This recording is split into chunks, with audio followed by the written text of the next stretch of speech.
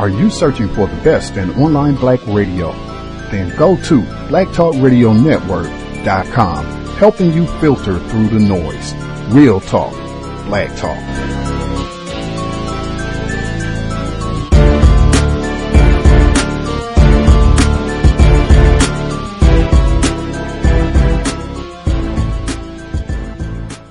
The internet is full of half-truths and all-out lies. We've all seen them, and many people on social media complaining about it.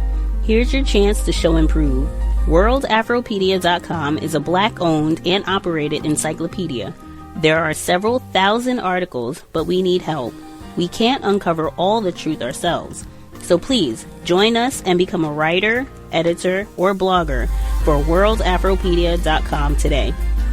Every little bit counts. We owe it to the future generations to put the truth out there. Visit WorldAfropedia.com, the African-centered encyclopedia, a global database of African knowledge for the purpose of bringing about global African wisdom and understanding. WorldAfropedia.com. Keene University invited rapper Common to give a commencement speech in May of this year, and they actually disinvited him after it turns out that 15 years ago he wrote a song about a Black Panther activist who is on the run after shooting and killing a New Jersey state trooper. Now, this is about Assata Shakur, and she allegedly shot and killed a police officer a very long time ago, in the 70s.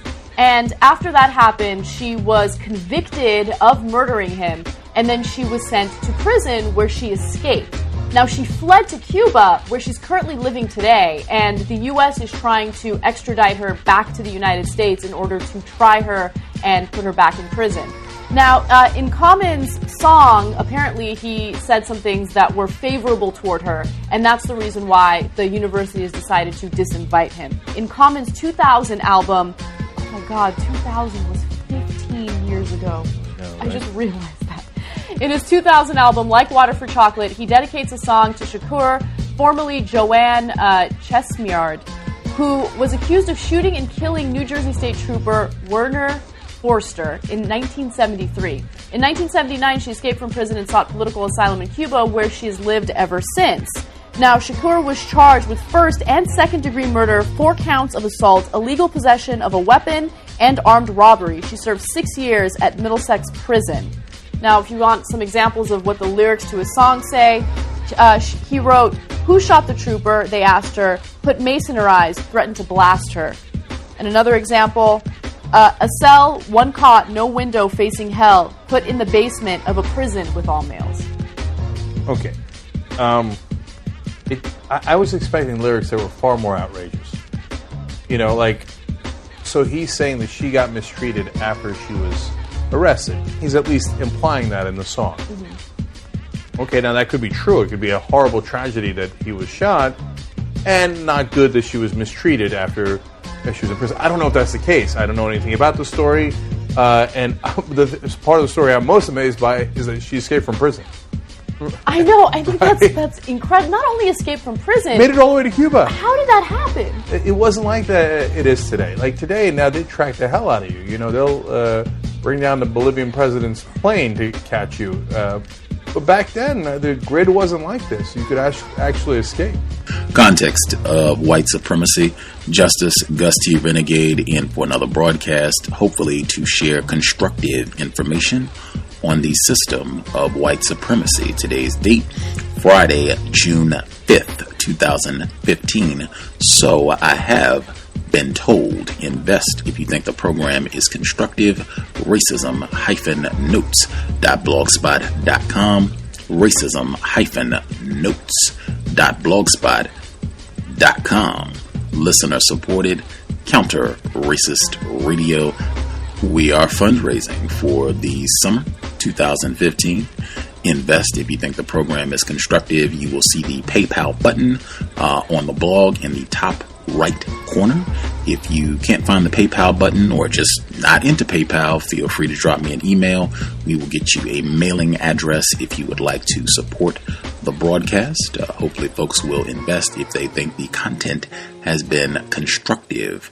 The audio you heard at the beginning, the Young Turks, that happened just a few weeks ago, where they talked about this big controversy where Common, his invitation was rescinded because of his association, really just writing a song about Assata Shakur. This is our 5th study session.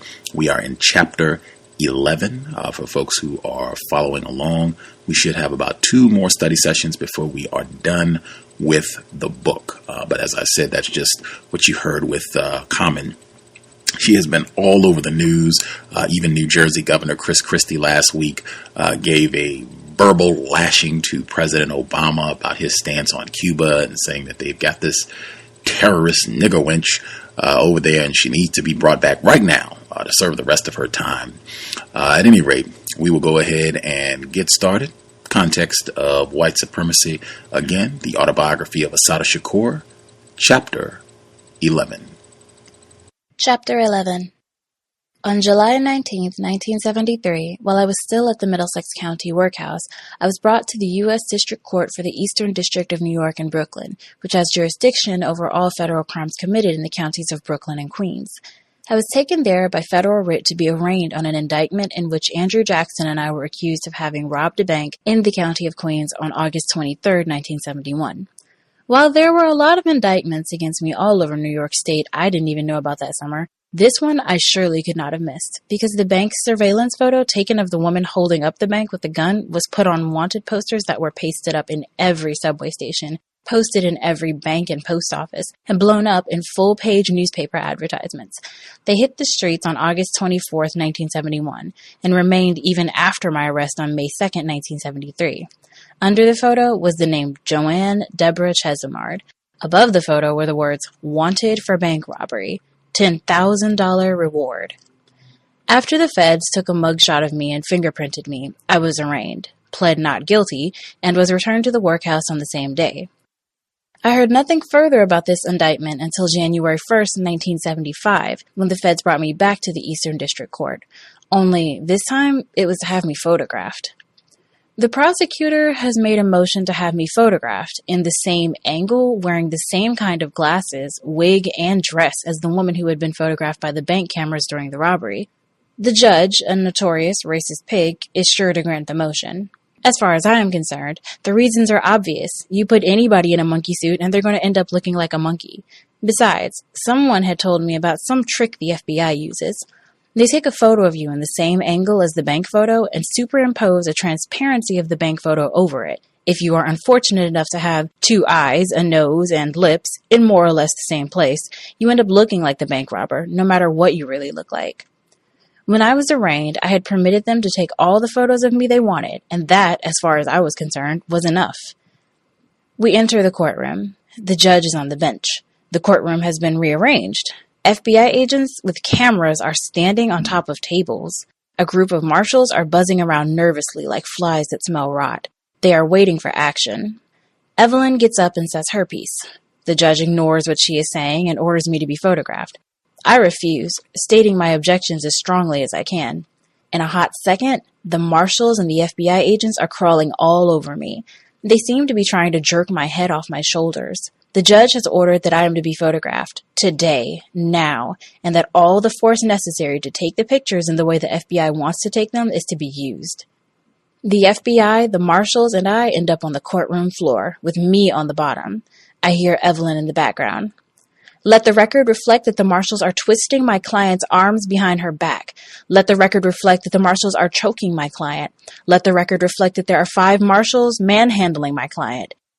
Evelyn goes on and on while the marshals twist me, jerk me, strangle me, kick me, and literally try to beat me into submission.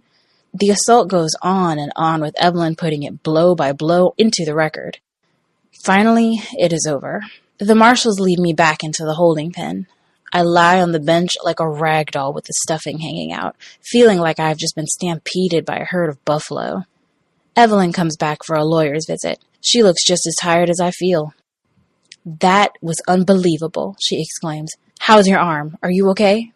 "More or less," I tell her. "My body is aching and my bad arm's numb." I sit back, marveling at how cool Evelyn has been. It dawns on me how hard it must have been for her to watch what was happening and then calmly put it into the record. I am amazed at her control. She insists that a nurse be called to check me out. "Did you hear that shit?" she asks me. "Yeah, I heard it." "I can't wait for the record to be transcribed. If they don't erase it, I think we've got that dumb asshole right on the record. If they don't erase it, then we can get that stupid moron off the case." Evelyn is looking triumphant and defiant, like she has just put her foot up somebody's butt. "What the hell are you talking about?" I want to know. "Didn't you hear him? He said, right on the record, that he thought you were guilty. He admitted he was prejudiced right on the record. Didn't you hear him?" "I'm afraid I was otherwise occupied." "What does it mean?" "It means we'll be able to get rid of his stupid ass. Anybody else is bound to be better. This judge is out to hang you, and he'll go to any limits to try and convict you. If we're forced to go to trial in front of him, I'm afraid the only shot we'll have is in an appeals court." I sure hope they don't erase the record. Evelyn and I sit there, speculating on the chances of the record being changed. Evelyn thinks the judge is too dumb to even realize what he said. I'm afraid that the judge will review the transcript and then have it changed. Evelyn thinks that the judge is too racist and too arrogant to be worried about the record. It turns out that she is right. She files a motion based on the transcript to have the judge relieved from the case. After what seems like forever, the judge is removed and a new judge is assigned. But before I went to trial on this case, the powers that be decided that I must first be tried on a state kidnapping case in Brooklyn Supreme Court. I had been accused of kidnapping a drug dealer for ransom on December 28, 1972. Evelyn was my lawyer, and there were two co-defendants. One was Rema Olugbala, Melvin Kearney, a member of the Black Liberation Army and well known to me. The other co-defendant was a young brother by the name of Ronald Myers. The pretrial motions were permeated by an aura of paranoia. Mine. No one I knew had ever heard of Ronald Myers, and no one understood why he had been targeted for this particular frame-up. In fact, I wondered if he was some kind of plant. It all seemed so strange. Finally, we had a joint conference, which was arranged by a court order.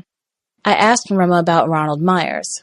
Rema told me as far as he was concerned, Ron was just a brother who happened to have the misfortune of being framed along with us, an unsuspecting victim. But everything in this case was so strange that I couldn't figure it out. A joint legal conference was arranged between Ronald Myers, his lawyer, a young black lawyer by the name of James Carroll, Evelyn, and me. Immediately upon seeing this brother, most of my suspicions disappeared. He was 19, but looked about 16. He had a quiet, soft, and honest manner that I didn't think any police agent could feign. He seemed to be just as perplexed and out of it as we were. As I listened to him talk, I felt a kind of motherly protectiveness towards him. We were revolutionaries, supposedly prepared for such things. For years, we had been preaching about and denouncing pig conspiracies to kill and imprison black political activists. But looking at this soft-eyed young black man, the thing seemed that much more horrible. Those were very cynical days, and we had developed very cynical attitudes to deal with it all. We had become masters at telling bitter, angry jokes about justice and equality and democratic freedom. But seeing this brother awakened such a sense of righteous indignation in us, so-called veterans, that we were all bitten by a sudden burst of energy. I pored over the discovery material and the police records tirelessly. Rema was tense, mysterious, and determined in his manner. We knew that the state was out to get us, and we were more determined than ever not to let them. The guards came and tore my cell apart. It was clear they were looking for something. Standing on chairs, kneeling on all fours, they reminded me of bloodhound bitches. They seemed desperate. I tried to speculate on what they were looking for. One of the black guards, who was halfway decent, was looking funny at me. Another guard, who had always been hostile, looked smug. Shortly after they left my cell, I tried to hook up with the wire to see what was going on. Finally, I got the news. Rema Olugbala was dead. He had plunged to his death while trying to escape from the Brooklyn house of detention. The makeshift rope that he was using to lower himself had been broken. I felt too numb to do anything, or say anything. Some of the sisters helped me piece my cage together. There was nothing to say. Another black man had died trying to be free. Everything was boiling up inside of me. I had to do something, and most of my options seemed absurd. It wasn't what I would have liked to have done. It didn't say half of what I wanted to say. but I guess it was the best thing I could have done at that moment. I wrote a poem. Firima Olugbala, Youngblood. They think they killed you, but I saw you yesterday, standing with your hands in your pockets, waiting for the real deal to go down. I saw you smiling your fuck it smile, blood in your eyes, your heart pumping freedom. Young blood. They think they killed you, but I saw you yesterday, in the playground, black, skin, sweaty, shiny, hurling your ball bomb into the hoop, right on target. Won't be no game next time, 'cause you ain't hardly playing. They think they killed you, but I saw you yesterday, with your back against the wall, muscles bulging against the chains, eyes absorbing truth, lips speaking it, heart learning how to love, head learning how to hate, blood ready to flow towards freedom. Young bloods ain't got no time to waste, and no syringes on no barroom floors and no strange lands delaying other young bloods' freedom. We don't need no tired blood, no anemic blood, no blood clots in our new body. They think they killed you, but I saw you yesterday. All them young bloods must have gave you a transfusion. All that strong blood, all that rich blood, all that angry blood flowing through your veins toward tomorrow. The next time we went to court, I winced when I saw the empty chairs. Slouching listlessly, I thought about Rema, completely unaware of what was being said.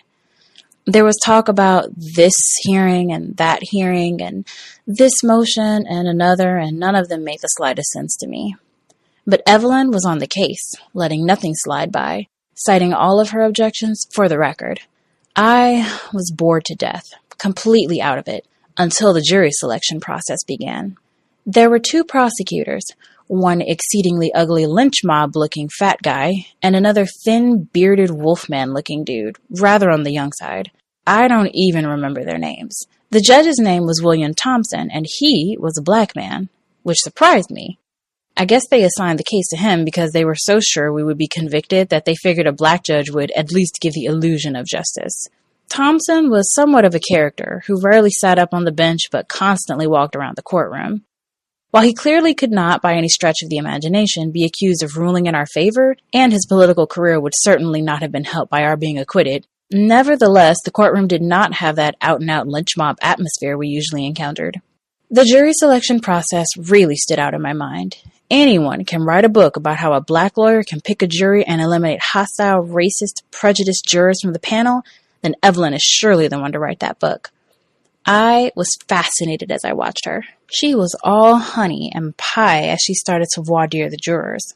At first, almost all of the white jurors began by saying they had no prejudices. By the time Evelyn finished asking them questions, we learned they had no black friends or neighbors, would object to their children marrying a black person, or had referred to black people as niggers or some other derogatory name. After a while, many of the whites asked to be excused before Evelyn even asked them any questions. Most of them preferred to be excused rather than have their feelings toward black people, black militants, and Black Panthers questioned and explored.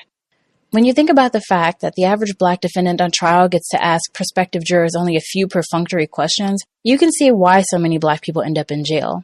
Even with Evelyn putting everything she had into picking the jury, it was a long uphill struggle. But at the end, we managed to get 4 or 5 black people on the jury, a remarkable accomplishment anywhere in America, except for D.C. The prosecutor even had the nerve to ask for extra preemptory challenges so he could bump some of the jurors off the panel. The hardest thing in the world for me was to keep my mouth shut in the courtroom, to sit quietly and suffer silently. Evelyn, well aware of that fact, happily consented to my acting as co-counsel. Although she remained skeptical about my ability to cross-examine major witnesses, she agreed that it would be an excellent idea for me to make the opening statement. Finally, after days of writing under the dim nightlight in the cell, I delivered it. I was nervous as hell since I have never liked speaking in public, but I tried my best to express to the jury some of what I was feeling. Judge Thompson, brothers and sisters, men and women of the jury, I have decided to act as co-counsel and to make this opening statement, not because I have any illusions about my legal abilities, but rather because there are things that I must say to you. I have spent many days and nights behind bars thinking about this trial, this outrage, and in my own mind, Only someone who has been so intimately a victim of this madness as I have can do justice to what I have to say. And if you think that I am serious, your senses do not deceive you. It is only because I know that this moment can never be lived again, and that so much depends on it. I have to read this opening statement to you because I am afraid that if I don't, I will forget half of what I have to say. Please try to bear with me. This will not be a conventional opening statement. First of all, because I am not a lawyer, and what has happened to me and what has happened to Ronald Myers does not exist in a vacuum. There are a long series of events and attitudes that led up to us being here. When we were sitting in this courtroom, during the jury selection process, I listened to Judge Thompson tell you about the American system of justice.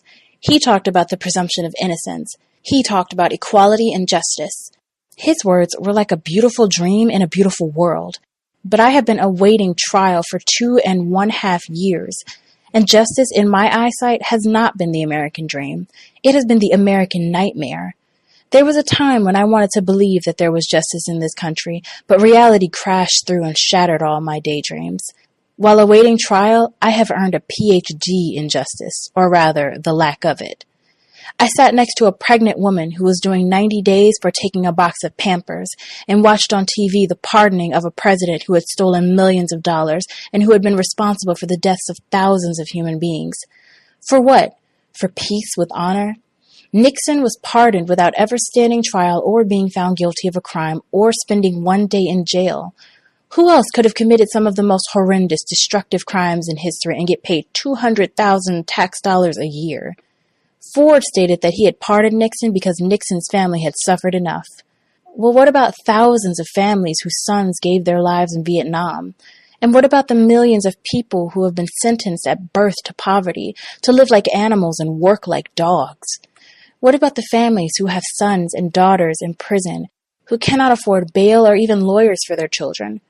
Where is justice for them? What kind of justice is this? Where the poor go to prison and the rich go free, where witnesses are rented, bought, or bribed, where evidence is made or manufactured, where people are tried not because of any criminal actions, but because of their political beliefs.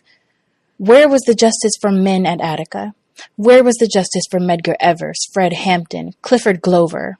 Where was the justice for the Rosenbergs? And where is the justice for the Native Americans, who we so presumptuously call Indians? I am not on trial here because I am a criminal or because I have committed a crime. I have never been convicted of a crime in my life. Ronald Myers is not on trial because he has committed a crime. He was 19 years old when he turned himself in after seeing his picture in the newspapers. He thought that the police would immediately see their mistake. I met Ronald Myers for the first time about 8 months ago in the lawyer's conference room. It was a strange meeting, something I hope I'll never have to go through again. I was shocked to see how young he was, and no matter what the outcome of this trial, I will always feel a bitterness about what has happened to Ronald Myers and what has happened to me. I do not think that it is just an accident that we are on trial here. This case is just another example of what has been going on in this country. Throughout America's history, people have been imprisoned because of their political beliefs and charged with criminal acts in order to justify that imprisonment. Those who dare to speak out against the injustices in this country, both black and white, have paid dearly for their courage, sometimes with their lives. Marcus Garvey, Stokely Carmichael, Angela Davis, the Rosenbergs, and Lolita LeBron were all charged with crimes because of their political beliefs. Martin Luther King went to jail countless times for leading nonviolent demonstrations. Why, you are probably asking yourself, would this government want to put me or Ronald Myers in jail? In my mind, the answer to that is very simple. For the same reason that this government has put everyone else in jail who spoke up for freedom, who said, "Give me liberty or give me death." During the voir dire process, we asked you about the word militant. There was a reason for that. In the late 60s and the early 70s, this country was in an upheaval. There was a strong people's movement against the war, against racism, in the colleges, on the street, and in the Black and Puerto Rican communities. This government, local police agencies, the FBI, and the CIA launched an all-out war against people they considered militants. We are only finding out now because of the investigations into the FBI and the CIA, how extensive and how criminal their methods were, and still are. In the same way that witches were burned in Salem, this government went on a witch hunt for people they considered militant. Countless numbers of people were killed or imprisoned. The Berrigans, the Chicago 7, the Panther 21, Bobby Seale, and thousands of anti-war demonstrators were all victims of this witch hunt justice. Maybe some of you are saying to yourselves, no government would do that. Well, all you have to do is check out for yourselves the history of this country and to look around and see what is going on today. All you have to do is ask yourselves, who controls the government and who are the victims of that control? Since you have been in this courtroom, you have heard the name Black Liberation Army mentioned over and over. Those of you in the jury have been questioned as to what you have read or seen on television and what your opinions were about the BLA. Most of you have stated that you thought the Black Liberation Army was a militant organization. You have said that what you have read or heard has come from the establishmentarian media, the major TV and radio networks, the Times, the Post, and the Daily News. I have read the same articles that you have read. I have seen the same news programs that you have seen. When it comes to the media, I have learned to believe none of what I hear and half of what I see. But I can tell you, if I were just Jane Doe citizen, and if I did not know better, I would have read those articles and come to the same conclusion. That JoAnne Chesimard, Ronald Myers, and all the other people called militants were a bunch of white-hanging, cop-hating, gun-toting, crazed, fanatical maniacs fighting for some abstract, misguided cause. But 1% of the people in this country control 70% of the wealth. And it is that 1%, the heads of large corporations who control the policies of the news media and determine what you and I hear on the radio, read in the newspapers, see on television. It is more important for us to think about where the media gets its information, from the police department or from the prosecutor. No major newspaper or television station has ever asked my lawyers or myself one question concerning anything. People are tried and convicted in the newspapers and on television before they ever see a courtroom. A person who is accused of stealing a car becomes an international car theft ring. A man is accused of participating in a drunken brawl and the headlines read, "Crazed maniac goes berserk." During the 70s, the media created a front-page headline guaranteed to sell newspapers, the Black Liberation Army. According to them, the BLA was everywhere. Almost every other thing that happened was attributed to the Black Liberation Army.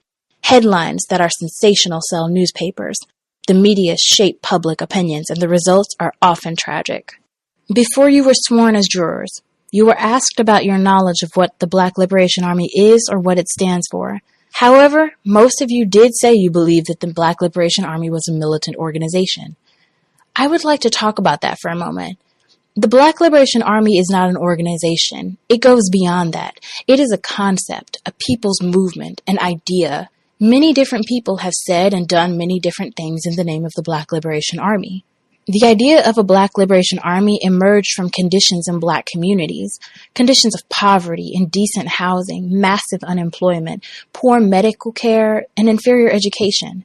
The idea came about because Black people are not free or equal in this country, because 90% of the men and women in this country's prisons are Black and third world, because 10-year-old children are shot down in our streets, because dope has saturated our communities, preying on the disillusionment and frustration of our children. The concept of the BLA arose because of the political, social, and economic oppression of the Black people in this country. And where there is oppression, there will be resistance. The BLA is part of that resistance movement. The Black Liberation Army stands for freedom and justice for all people. While big corporations make huge tax-free profits, taxes for the everyday working person skyrocketed. While politicians take free trips around the world, those same politicians cut back food stamps for the poor. While politicians increase their salaries, millions of people are being laid off. This city is on the brink of bankruptcy, and yet hundreds of thousands of dollars are being spent on this trial. I do not understand a government so willing to spend millions of dollars on arms, to explore outer space, even the planet Jupiter, and at the same time close down daycare centers and fire stations. I have read the Declaration of Independence, and I have great admiration for this statement. We hold these truths to be self-evident, that all men are created equal, that they are endowed by their Creator with certain unalienable rights, that among these are life, liberty, and the pursuit of happiness, that to secure those rights, governments are instituted among men, deriving their just powers from the consent of the governed, that whenever any form of government becomes destructive of these ends, it is the right of the people to alter or abolish it, and to institute new government, laying its foundations on such principles, and organizing its powers in such form, as to them shall seem most likely to affect their safety and happiness. These words are especially meaningful in the year of this country's bicentennial. I would like to help make this a better world for my daughter and for all the children of this world, for all the men and women of this world. But you understand that the BLA is not on trial here. I am on trial here. Ronald Myers is on trial here. And the charge is kidnapping and armed robbery, where the so-called victim is a drug pusher, a seller of heroin, a man called James Freeman. We live in New York, and it is impossible not to see the horror, the degradation, and the pain associated with heroin addiction. Most of you have seen the staggering numbers of young lives sucked into oblivion, into walking deaths by the use of drugs. Many of you have seen helpless mothers watch their children turn into nodding skeletons, whom they can no longer trust, and seen the dreams, the potential of a whole generation of youngsters drain away down into the bottomless pit of a needle. And these victims also have their victims, the countless number of people who have been mugged, burglarized, and robbed by the drug-made vampires who care about nothing else but their poison. We will show you that James Freeman is a liar. We will show you that the other prosecutors' witnesses are all friends, relatives, lovers, or employers of James Freeman, and that they are liars. You will see for yourself that they have conspired and that they have been coached. Men and women of the jury, human lives are serious matters. I have already told you that I have no faith in this system of justice, and believe me, I don't. I have seen too much. If there was such a thing as justice, I wouldn't be here talking to you now. You have been chosen to be the representatives of justice, you and you alone. You have said that you could try this case on the basis of evidence. What I am saying now is not evidence. What the prosecutor says is not evidence. You may or may not agree with my political beliefs. They are not on trial here. I have only brought them up to help you understand the political and emotional context in which this case comes before you. Although this court considers us peers, many of you have had different backgrounds and different learning and life experiences. It is important that you understand some of those differences. I only ask that you listen carefully. I only ask that you listen not only to what these witnesses say, but how they say it. Our lives are no more precious or no less precious than yours. We ask only that you be as open and fair as you would want us to be, were we sitting in the jury box determining your guilt or innocence. Our lives and the lives that surround us depend on your fairness. Thank you. As the prosecution begins its case, one witness after another took the stand. I don't remember how many there were, but they were a never-ending parade. The trial was a circus. The carefully planned, carefully rehearsed case of the FBI and local New York police began to fall apart from the moment the witnesses were cross-examined. The prosecution was so desperate to get a conviction in this case that they resorted to stupid theatrical devices that backfired. One witness, also a drug dealer, hobbled up to the witness stand with the aid of a cane, looking like he was 2 steps from the grave. When asked about the source of his injuries, he stated that he had received them several years ago at the time of the kidnapping. Both he and the prosecutor must have forgotten that just a few days ago, he had bebopped into the courtroom to pick me out in an identification hearing, looking perfectly healthy. Under cross-examination, he was forced to admit that he had entered the courtroom just a few days ago without any visible limp and without the aid of his cane. He was the only witness who claimed he could positively identify me because I had spent weekends at his house, but he didn't know the color of my eyes. The so-called major witness, James Freeman, the supposed victim, told a real tearjerker about his kidnapping and the forced ingestion of drugs during it. The prosecution had lightly glossed over the fact that Freeman was a convicted drug dealer. We knew he was connected with the FBI in some way, but it was not until he was cross-examined by James Carroll, Ronald Myers' lawyer, that the real picture of collusion between him and the FBI came out. Freeman testified that he was a paid informant for the FBI. When asked if he had been paid by the FBI to frame me, he said that he couldn't talk about it. At the end of the People's case, our motions for a verdict of dismissal of the indictment were denied, and we put on our defense. Evelyn and Martha Pitts, a good friend of mine, were working around the clock. Since we could not afford to pay investigators, they did all the legwork. Martha, a registered nurse, investigated Freeman's claim of being drugged. Evelyn was running around like crazy after court was over, looking for witnesses to testify. Most of it seemed futile to me, since I could not conceive of how one finds defense witnesses in a frame-up. By the time we called our first witness, Evelyn was looking smugged and rubbed her hands together. "We've got their ass this time," she grinned. "They didn't use enough dirt to cover their tracks." And they didn't. Records subpoenaed from the State Liquor Authority proved that the bar was owned by someone else, not by the witness who had testified to be the owner. The real owner testified that he had closed the bar before the alleged kidnapping, that he had visited it every day during the period of time it has hosted the kidnapping, and had locked the door as he left, and had given no one permission to use it. The bar had been closed for 1 year before the alleged crime. The irrefutable and obvious conclusion was that, in fact, there was no bar, no scene of the alleged crime, and therefore no crime. Subpoenaed medical records and expert medical testimony showed that Freeman's stomach contained only a couple of aspirin, hardly supporting his testimony that he had been drugged with some drugs he could not identify, which he had been forced to swallow and which had left him knocked out for several hours. Sure enough, on December 8th, 1975, after 4 months of trial, the jury acquitted Ronald Myers and me. Chapter 12. When I entered Manhattan Community College, I fully intended to major in business administration, and then graduate into a job in marketing or advertising. Instead, I took only one business course. History, psychology, and sociology interested me more than learning how to sell somebody something. I had truly lucked up. I had gone back to school at a time when struggle and activity were growing, when Black consciousness and nationalism were on the upswing. I had also lucked up on the school. Manhattan Community College had a very high percentage of Black and Third World students, more than 50%. The level of activity was high, both on campus and off. The Golden Drums, the Black organization on campus, whose president was a principled, discipled brother named Henry Jackson, was pushing for more Black studies courses, Black teachers, programs more responsive to the needs of Black students and cultural awareness. They gave all kinds of programs on African dancing, drawing, and more. By word of mouth or by the bulletin board, we were turned on to concerts, plays, poetry readings, etc. The Last Poets, a group of young Black poets, knocked me out. I had always thought of poetry in a European sense, but The Last Poet spoke in African rhythms, chanted to the beat of African drums, and talked about revolution. When we'd leave their place on 125th Street, I think it was called the Blue Gorilla, we'd be so excited and fired up, we didn't even notice the long subway ride home. If I was running myself ragged before I went back to school, now I was flying. I was learning and changing every day. Even my image of myself was changing, as well as my concept of beauty. One day, a friend asked me why I didn't wear my hair in an afro, natural.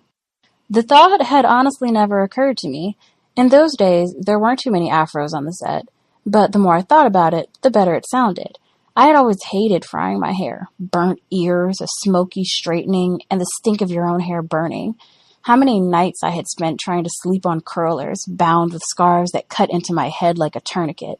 Afraid to go to the beach, afraid to walk in the rain, afraid to make passionate love on hot summer nights if I had to get up and go to work in the morning, afraid my hair would go back. Back to where? Back to the devil or Africa. The permanent was even worse. Trying to sit calmly while lie was eating its way into my brain.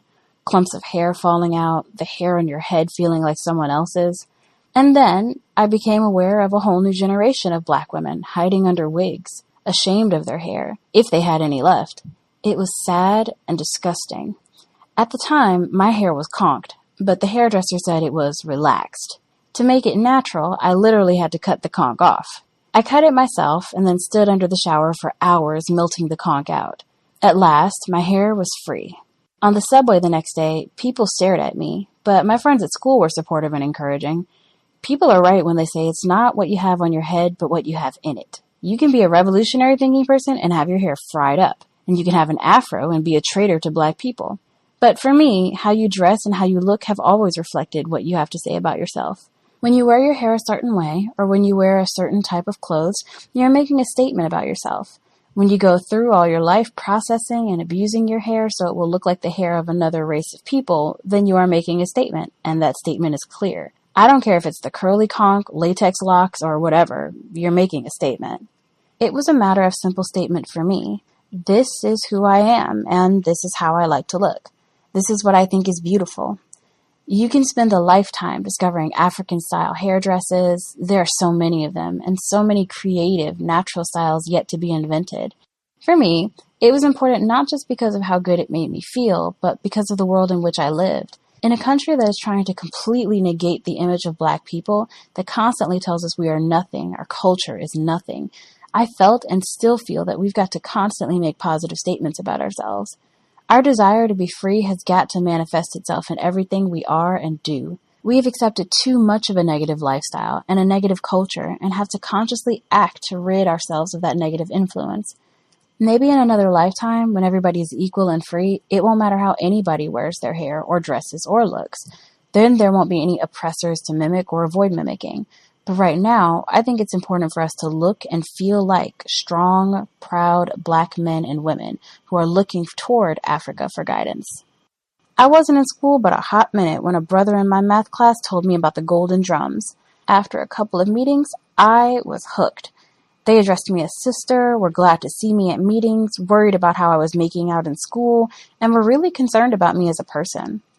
The subject of one of the many lectures scheduled by the drums was about a slave who had plotted and planned and fought for his freedom, right here in America.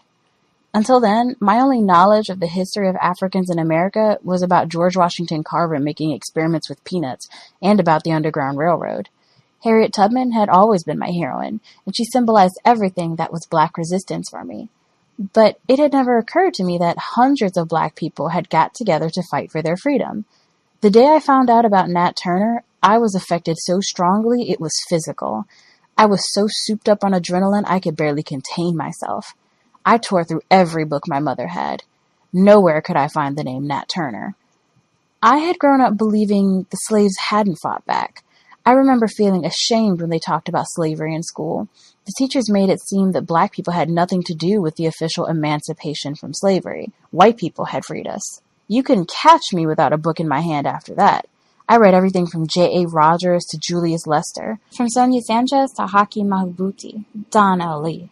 I saw plays by Black playwrights like Amiri Baraka and Ed Bullins. It was amazing. A whole new world opened up to me. I was also meeting a lot of sisters and brothers whose level of consciousness was much higher than mine. Black people who had gained knowledge not only by reading, but by participating in the struggle, who talked about Denmark Vesey, Gabriel Prosser, Sink K, as well as Nat Turner, because they had gone out of their way to learn about our history and our struggle. Many of us have misconceptions about Black history in America. What we are taught in the public school system is actually inaccurate, distorted, and packed full of outright lies. Among the most common lies are that Lincoln freed the slaves, that the Civil War was fought to free the slaves, and that the history of Black people in America has consisted of slow but steady progress, that things have gotten better, bit by bit. Belief in these myths can cause us to make serious mistakes in analyzing our current situation and in planning future action. Abraham Lincoln was in no way whatsoever a friend of Black people. He had little concern for our plight. In his famous reply to editor Horace Greeley in August 1862, he openly stated, "My paramount objective in this struggle is to save the Union, and is not either to save or destroy slavery. If I could save the Union without freeing any slave, I would do it. And if I could save it by freeing some and leaving others alone, I would also do that." Lincoln was elected president in 1860. Immediately afterward, South Carolina had a convention and unanimously voted to withdraw from the Union.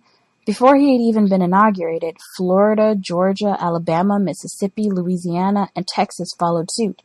In his inaugural speech on March 4, 1861, Lincoln said that slavery was legal under the Constitution and that he had no right and no intention to abolish slavery. He further promised to enforce the Fugitive Slave Act, which permitted Southern slave owners to reclaim their escaped slaves in northern states. What the law actually did was give any white man with a certificate of ownership the right to kidnap any free Black man, woman, or child in the North and force them into slavery. Because of this position, Lincoln received a great deal of criticism from Black abolitionists.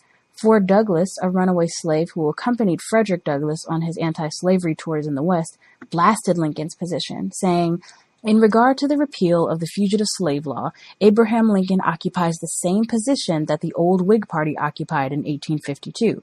Here, then, is Abraham Lincoln in favor of carrying out that infamous fugitive slave law that not only strikes down the liberty of every black man in the United States, but virtually the liberty of every white man as well. For under that law, there is not a man in this presence who might not be arrested today upon the simple testimony of one man, and after an ex parte trial, hurried off to slavery and to chains. On April 12, 1861, Southern troops fired on Fort Sumter, South Carolina, thus starting the Civil War. The response of the Northerners was electrifying. Millions who had been indifferent or lukewarm to the secession of the South jumped on the bandwagon to defend the Union. But the enthusiasm was short-lived. They already viewed black workers in the North as competitors for their jobs, and the white Northerners, for fear of losing even more jobs to the blacks, refused to enlist in sufficient numbers for the North to win the war. When the draft law was enacted, tens of thousands of white workers in New York City took to the streets and brutally beat and murdered every black person they could find. It has been estimated that between 400 and 1,000 blacks were killed as a result of the so-called New York draft law riots. Draft riots and the murder of blacks also took place in other northern cities. Lincoln had originally opposed blacks fighting in the Civil War, stating, "I admit that slavery is at the root of the rebellion, and at least it's sine qua non. I will also concede that emancipation would help us in Europe. I grant further that it would help somewhat at the North, though not so much, I fear, as you and those you represent imagine. And then, unquestionably, it would weaken the rebels by drawing off their laborers, which is of great importance, but I am not so sure we could do much with the blacks. If we were to arm them, I fear that in a few weeks the arms would be in the hands of the rebels." History of the Negro Race in America, Volume 2, page 265. Northern whites were more happy at the prospect of black people fighting in the war. A popular verse published in newspapers of the day reflected the sentiment of many Northerners. "Some say it's a burnin' shame to make the niggers fight, and that the trade of bein' kilt belongs but to the white. But as for me, upon me soul, so liberal are we here, I'll let Sambo be murdered in place of meself on every day in the year." It was not until 1863 that Lincoln in fact issued the Emancipation Proclamation, but the document had very little immediate effect. It freed slaves only in Confederate states. The slaves in states loyal to the Union remained slaves. Lincoln clearly did not believe black people could live in the U.S. as equal citizens. In the Lincoln-Douglas debates, he stated, "If all earthly power were given to me, I should not know what to do as to the existing institution. My first impulse would be to free all the slaves and send them to Liberia, to their own native land. But a moment's reflection would convince me that whatever high hope there may be in this, in the long run, its sudden execution is impossible. What then? Free them all and keep them among us as underlings? It is quite certain that this betters their condition. I think I would not hold one in slavery at any rate, yet the point is not clear enough for me to denounce people upon. What next? Free them and make them politically and socially our equals? My own feelings will not admit of this, and if mine would, we well know that those of the great mass of whites will not." Lincoln was a firm believer in the massive exportation of black people anywhere.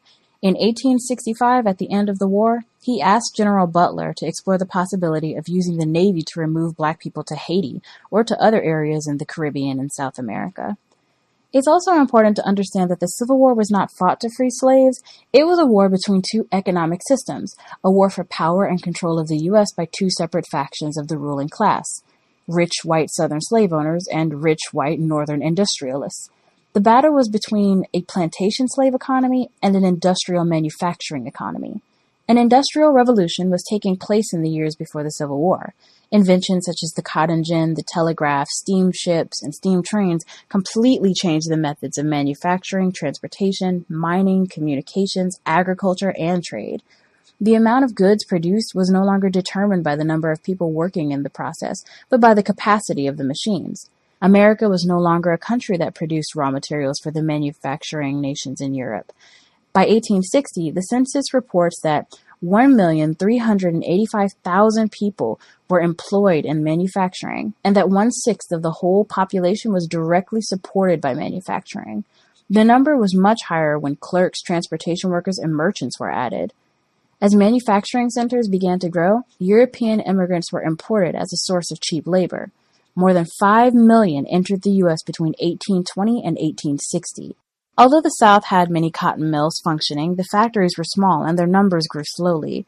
In 1850, the value of manufactured goods produced in the northern free states was 4 times the output of the southern slave states. And with the rise of industry came the rise of economic crisis and the threat of industrial collapse. Even though there had been economic crises in the past, people had generally lived on farms, and the economic depressions didn't create such a great hardship for the masses. But with many people living in cities, economic crises meant unemployment and no way to pay for food, clothing, and shelter. The first big crash came in 1825, followed by further depressions in 1829, 1837, 1847, and a severe depression in 1856. The recession in 1857 almost completely destroyed the early labor movement. The poverty in northern and southern cities was staggering. Rags, filth, squalor, hunger, and misery were words used to describe the ghettos of the 1800s. To solve the problems in industrial cities, many called for reforms such as abolition of debtors' prison, an end to laws that kept white men who did not own property from voting, free education, the right to strike, an end to child labor, establishment of a 10-hour workday, and granting of land in the West to poor people in the cities. Big business proposed the expansion of capitalism and industry to other parts of the country, and this was where northern capitalists clashed with southern slave owners. Northern capitalists wanted new states to enter the Union as free states. Slave owners wanted new states to enter as slave states. To maintain a balance of power, the North and the South had entered into several compromises. The main one was the Missouri Compromise. Northern capitalists were afraid slave owners would open factories and produce goods more cheaply because they didn't have to pay for labor. White workers were afraid of losing their jobs because of slavery. Southern plantation owners, of course, wanted the system of slavery to expand across the country. All the differences between the North and South were economic, not moral. For capitalists to control the economy and the political system, the slave system had to be defeated. In 1856, the newborn Republican Party ran Abraham Lincoln, the former Whig, as their first presidential candidate. He lost. In 1860, he ran again with a strong 3-point platform. Point 1, to shut slavery out of the territories. Point 2, to establish large protective tariffs. Point 3, to enact a homestead law giving a medium-sized farm free to anyone willing to till the land. The platform was designed to appeal to rich northern capitalists, poor white laborers, farmers, and abolitionists. For a tiny portion of the population was the abolition of slavery a moral issue, and the overwhelming majority of white people who supported the abolition of slavery or who fought in the Union's army did so because they believed it was in their interest, not for love or concern for black people. I was gradually becoming more active. I began to control my life. Before going back to college, I knew I didn't want to be an intellectual, spending my life in books and libraries without knowing what the hell was going on in the streets.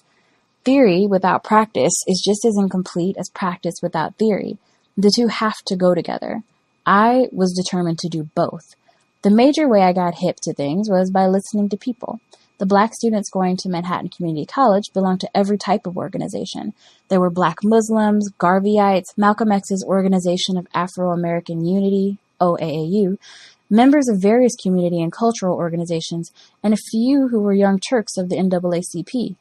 We got together and talked about everything under the sun. I did a whole lot more listening than talking, but I asked questions about anything I didn't understand.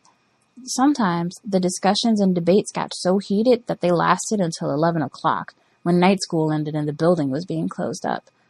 One of the first organizations I checked out was a Garveyite group that had a big hall on 125th Street. I had just read a book on Marcus Garvey. In fact, I had only recently learned he existed. It was a shame. Here he had headed up one of the strongest movements of black people in America, and I hadn't heard anything about him until I was grown. One of the brothers who was studying there invited me to a meeting.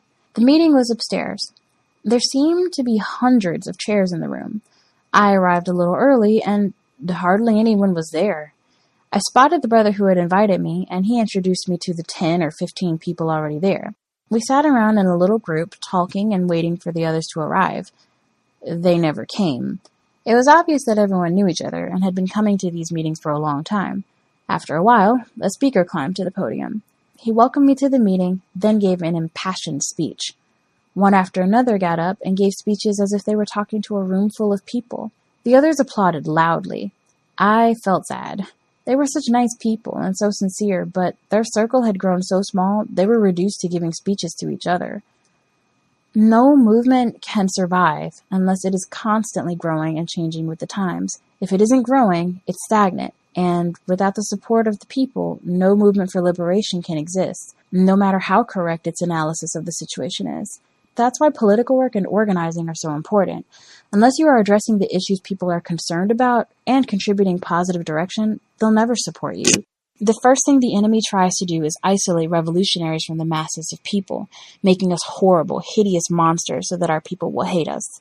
All we usually hear about are the so-called responsible leaders, the ones who are responsible to our oppressors. In the same way that we don't hear about a fraction of the black men and women who have struggled hard and tirelessly throughout our history, we don't hear about our heroes of today. The schools we go to are reflections of the society that created them. Nobody is going to give you the education you need to overthrow them. Nobody's going to teach you your true history, teach you your true heroes, if they know that that knowledge will help set you free.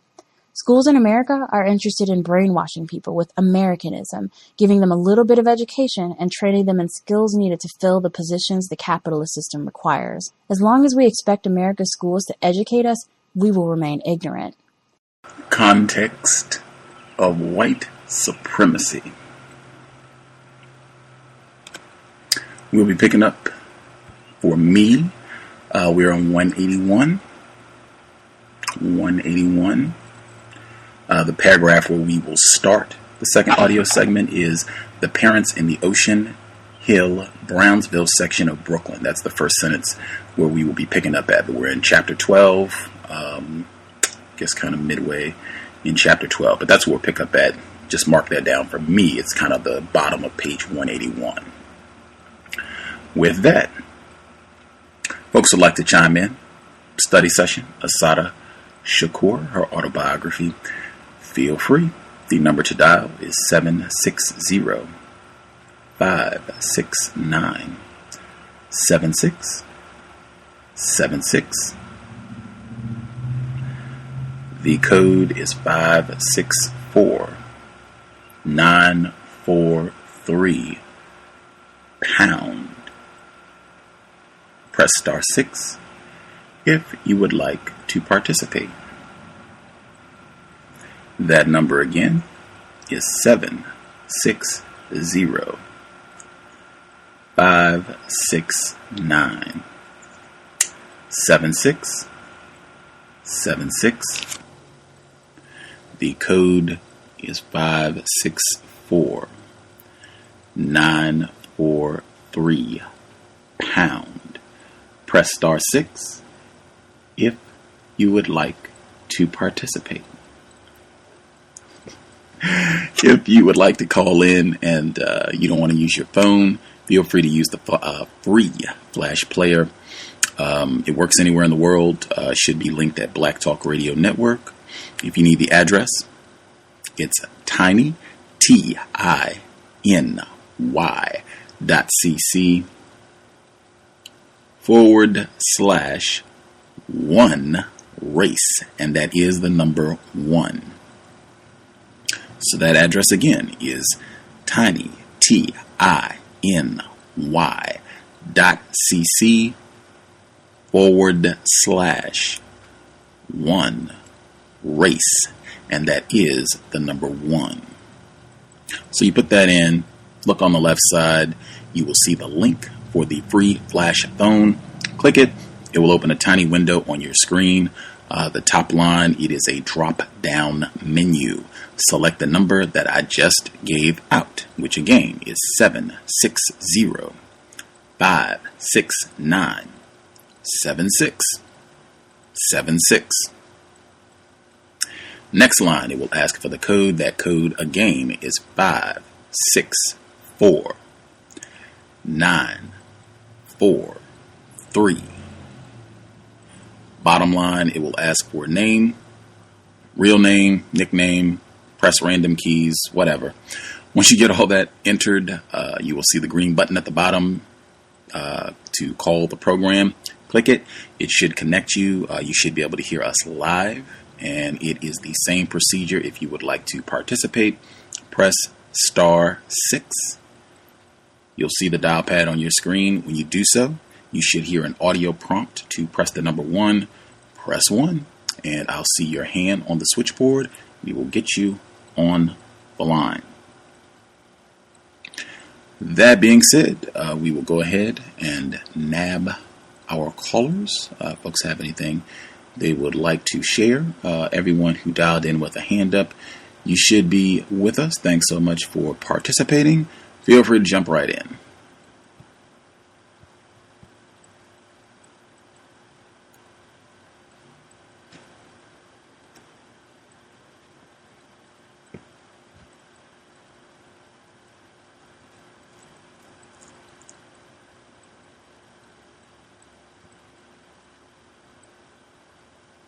Yes, can I be heard?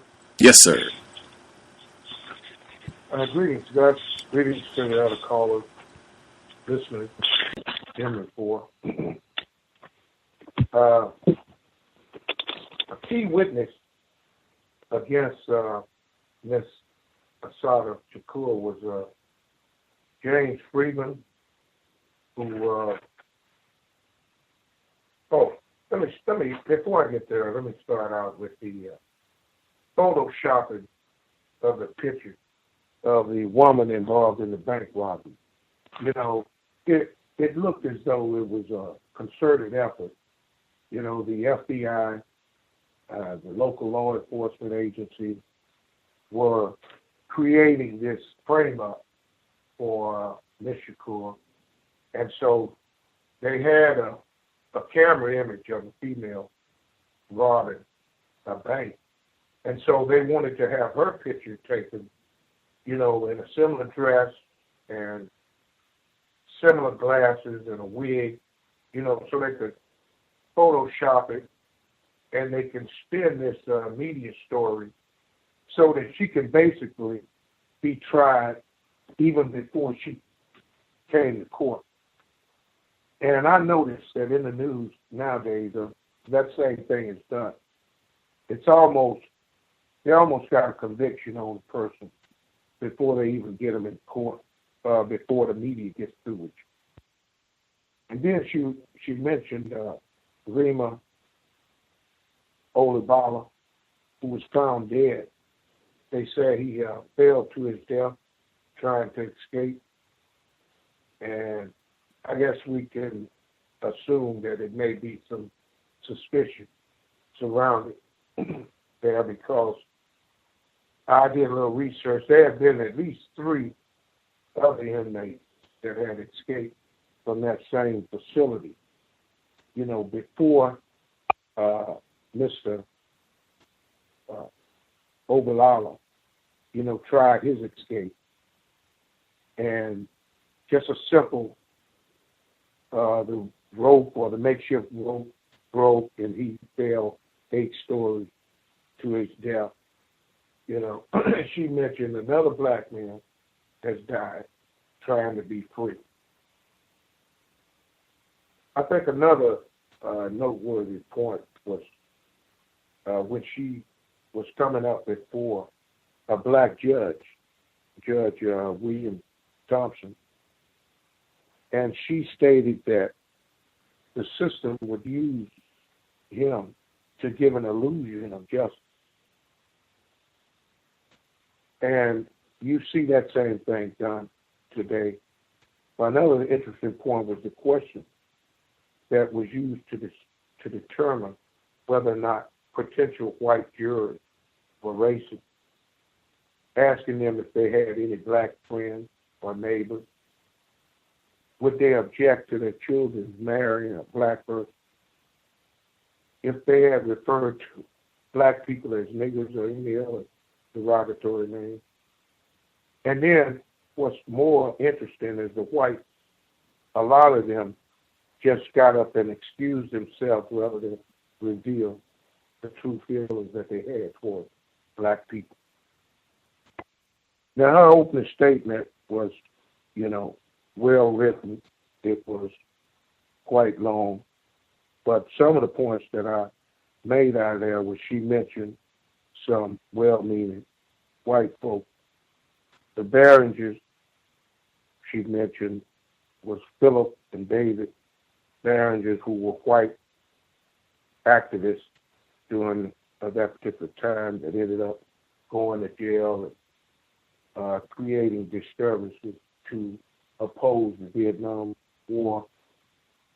The Rosenberg, and what was interesting when she mentioned Lolita LeBron and the 3 or 4 others that was with her when they shot up the Capitol building in D.C. in 1954.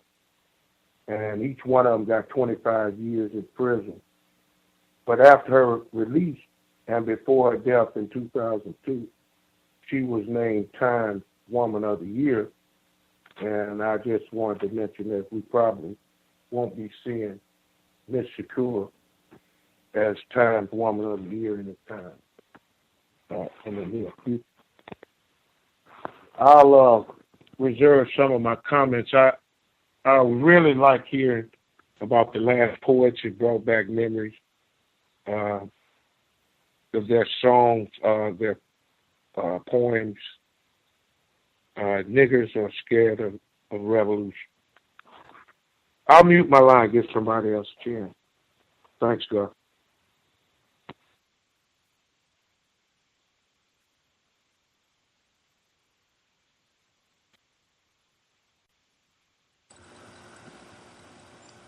Thank you, Mr. Demery Ford. Anybody else with us? Line should be open. Feel free to chime in. Good evening, everyone.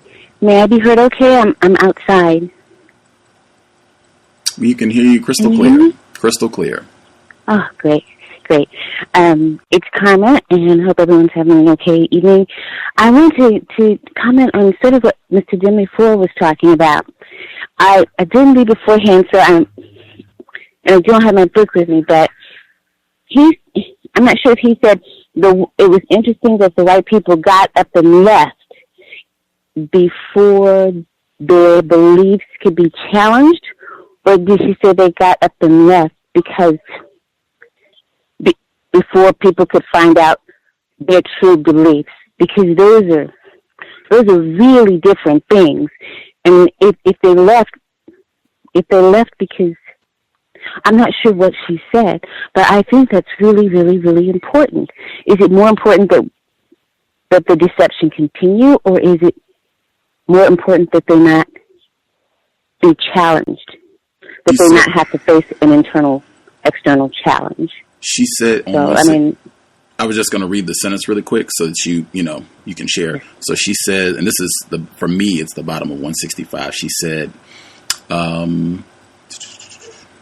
after a while, many of the whites asked to be excused before Evelyn even asked them any questions. Most of them preferred to be excused rather than have their feelings toward black people, black militants, and Black Panthers questioned and explored. There you go. So she says it's both. She says she gets the impression that, 1, white people don't want you to know, and 2, they don't want to explore why they feel the way they feel. Those two are so different. I don't know. If anybody has anything to say on that, I'd really love to hear it. That's it.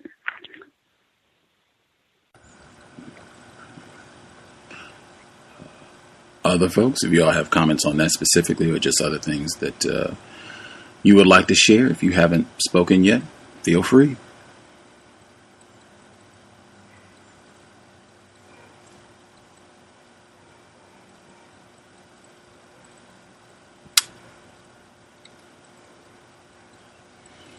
Folks might not be in a stable area where they can speak just yet. I'll go ahead and give my feedback, and then other folks that have hands up, maybe they'll be able to speak at that time. I guess first, Mr. Demery, he mentioned the last poets.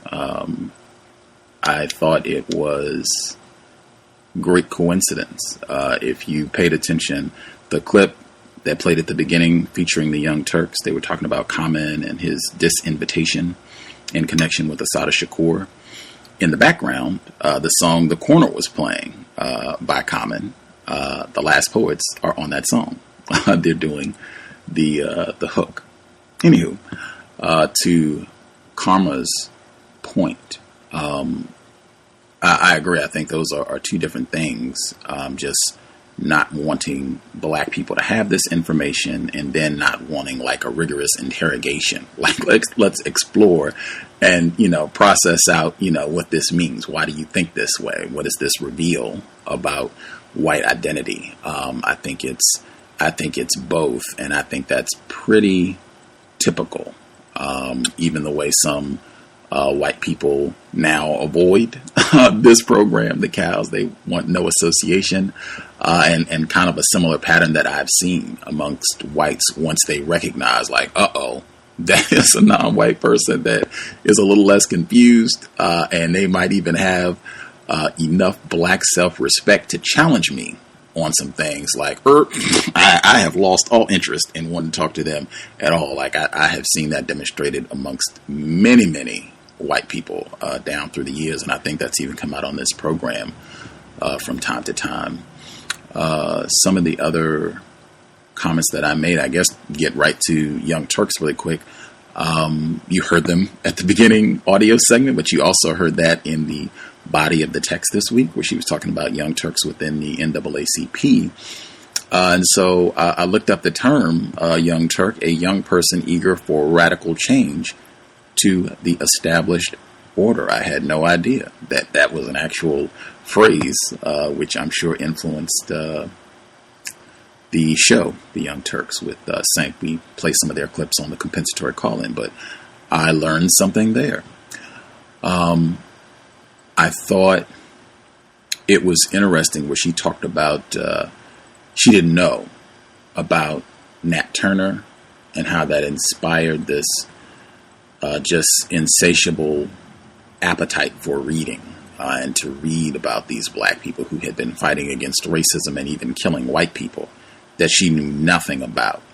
And she connected that. She went further to say that she had kind of thought of black people as chumps, that, we didn't fight back and we didn't even do anything. We just, took this beating that Whitey was laying down. And I mean, that is said a lot. People have called to this program and said that. I mean, I hear that all the time, which in my opinion just shows yet another success of white supremacy, where they can totally remove or totally recontextualize black people that have fought against racism, so that either you don't know someone like Mark Essex, we talked about him before, mentioned in the text, you don't know someone like Mark Essex, you don't know someone like Nat Turner, you don't know someone like Lavelle Mixon and Kosi Thondowe, long list, or they will even take someone like a Dr. King and they will just fabricate and give you they'll cherry pick and give you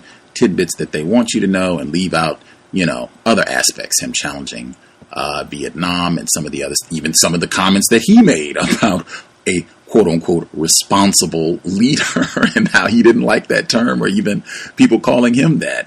And he expressed a lot of the exact same sentiments that Assata Shakur did about quote-unquote responsible leaders, responsible black leaders. But I thought that was really important. And just another reminder of why it's so important to do that read. I think that's kind of where we ended at, where she was talking about it is absurd to expect whites to correctly educate black people, victims of racism. That's work that we're going to have to do on our own, even about racism. I think kind of the same logic applies as to why they would not want to spill the beans. They would prefer to just be excused and have you think of them as a racist than to really process and help you get a better understanding of what it means to be white.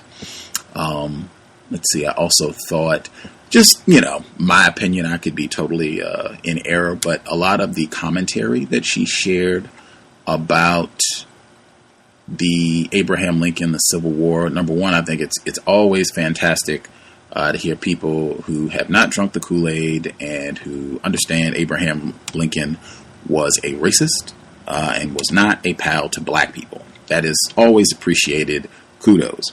That being said, I felt like it kind of took up a lot. Like, I noticed after a while, like, wow, this is really lengthy. I mean, you know, she did her scholarship right on. Definitely appreciate that as well. But I really would have preferred more detail about her than kind of being sidetracked to get all of this antebellum history and Civil War details. Like, I just, there's a lot of great material on that. LaRon Bennett Jr., I just referenced it in one of my pieces. His book, Foerster and the Glory, gives a lot of just fabulous detail about Lincoln's racism and the racist jokes he told and blah, blah, blah, just as much as you want to know.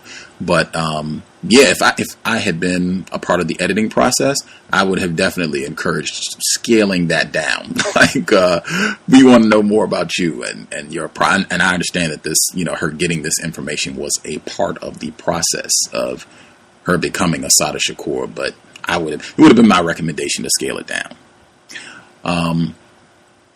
I will pause there. Well, actually, my last comment, then I'll pause. I thought with the jurors, I thought it was interesting because some of the questions that Evelyn Williams asked, I think the evolution of white supremacy, now you would have a sizable number of white people, sizable number of racists who could correctly, in quotes, answer those questions. You have a sizable number of racists who could say, hey, yep, I wouldn't have a problem if my white son or daughter married a black person. I have never called a black person a nigger, and I have a black friend. I think you have a significant number of white people who could, you know, give you the non-racist response to all of those questions, but yet they still believe in and practice white supremacy. I think that's significant as well, just showing that white people, they adapt. And I will pause there. Any of the folks that we hadn't heard from, did you all want to comment now? Can I be heard? Yes, sir. How are you this evening, Gus? How's our old callers? Greetings. Thomas in New York. Yeah, what you just said was on point. Yeah, she was right, though. You know, we can't depend on them to educate us on our own history. You know, we got to do that on our own. And I like how she kind of worded all of that there. You know, I can't say it verbatim, but she did a great job with it. You know, yeah, it was a lot on that Lincoln history, too. I was thinking, wow, man, I feel like I'm at a lecture here. But it was on point, you know, and I'm thinking a lot of people might have never heard it until they read her book. So it served its purpose, probably. Because, you know, to this day, you know, my grandmother thinks she's great. And, you know, I could tell her a million times. She just believes in what she believes. You know, it just shows the power of white people, how they can just, you know, trump up charges. I mean, say she was robbing drug dealers or she was in trial for something else that just sounded outlandish. Now someone's kidnapped. And they just have so much power, especially in that criminal justice system. They can get you to say whatever. You know, you might be getting out of trouble if you do. You know, I mean, it's just so much power. And when I look at today, how they're trying to make it seem like, you know, crime is on a rise, and, you know, something needs to be done again, and, you know, look at these Negroes.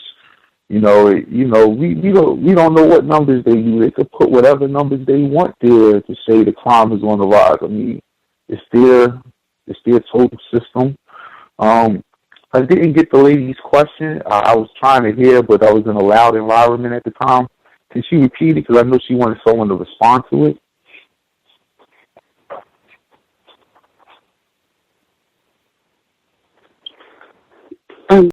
Hello. It's Carmen again. I was just saying that I couldn't decide when she was speaking about the jury selection and the way the white people excused themselves after realizing they were going to undergo that rigorous cross-examination. Did she say that the white people had excused themselves because they didn't want to have their feelings about black people explored? Well, explored. I learned that word. Or they didn't want to have their feelings about black people exposed. And I wasn't sure what she had said, but Gus read the passage, and she she said they excused themselves for both of those reasons. Wow, I guess that's why Gus just said what he said. So, yeah, I think that they don't have no problem lying if they want to. Like he just said, I got one of the people that you had on a straight racist. I got a black sister, I think she said. I was thrown back when she said that. I mean, I think that they just probably didn't want to participate. They didn't know, they had no problem finding another white to do the bidding. So they just wanted to, not participate. Maybe they thought it was going to be a long trial. They didn't want to be involved. I mean, any other white's going to, do the same thing they're going to do. They could have just said, yeah, I got a black this, got a black nanny, Yeah, I agree with Gus. Thank you guys, though. Thanks, Carmen. Greetings. Can I be heard? I can hear you loud and clear, sir. Thank you. My answer to the caller's question is I think both of them are important. White people, in my experiences, are very arrogant, and no matter what position a non-white black person is in, i.e., attorney, the idea, man, is still the same. How dare this nigga cross-examine me and try to put me on point on things and catch me in a lie. As far as they're concerned, they'd rather just, the system of racist white supremacy provides an atmosphere where they can just walk away from it because it's already been established. They don't have to keep reinventing the wheel, so to speak. So that level of white person just decides, well, I don't have to put up with this type of thing. As far as whereas from my experience to where I think the attitude is. So my answer would be affirmative to both of the questions that she had about the way white people think. During this time, from my understanding, my memory, I was in high school for the most part during the early 1970s, and there was always seemed to be on the world news. I actually look at the world news during that time with trials of this nature, of so-called quote-unquote radical organizations or individuals, some of them white, some of them non-white black. The difference with the whites, for the most part, what took place with them in and around the 80s, they ended up graduating themselves into positions of authority. A lot of these so-called radicals. I'm sure, Gus, being that you're a historian, you can name some of those people who are in government as we speak right now. Some of those same people who used to be a part of these organizations, who used to be leading these different strikes and so-called movements on these college campuses during the 60s. By the 1980s, they were actively in the same process that they were so-called fighting against. Whereas non-white black people who were attempting as young people to fight against the system of racist white supremacy had much more dire consequences. Those who were able to escape from this part of the world to not stand trial because they knew what was going to happen to them.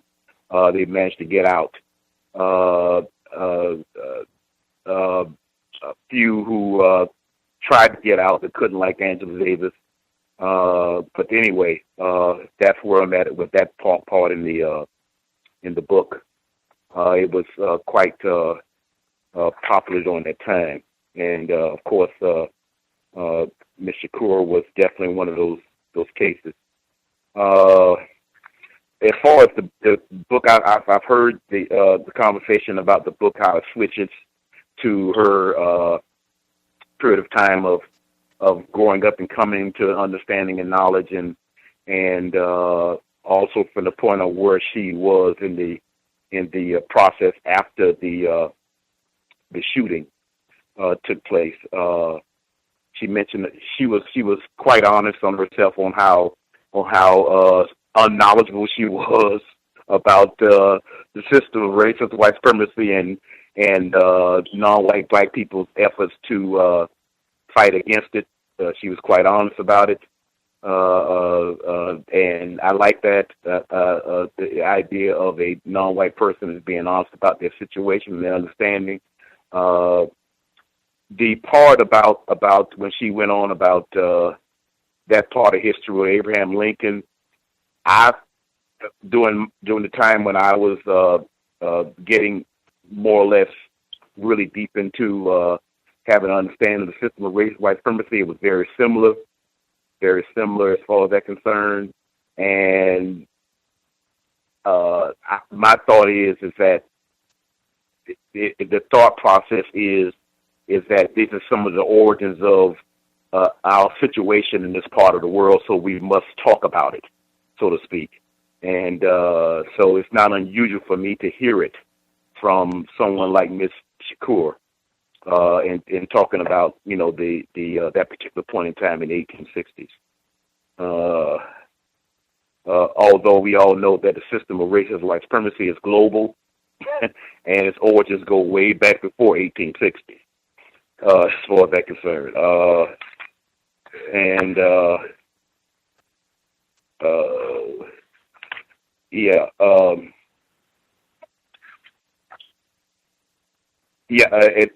as far as where this enlightenment, generally a lot of times it comes off of a college campus, because you have a situation where you have a lot of young people who are looking for answers, and they happen to be in one spot called a college, and the ideas and the ideals go rampant, and with trying to find answers.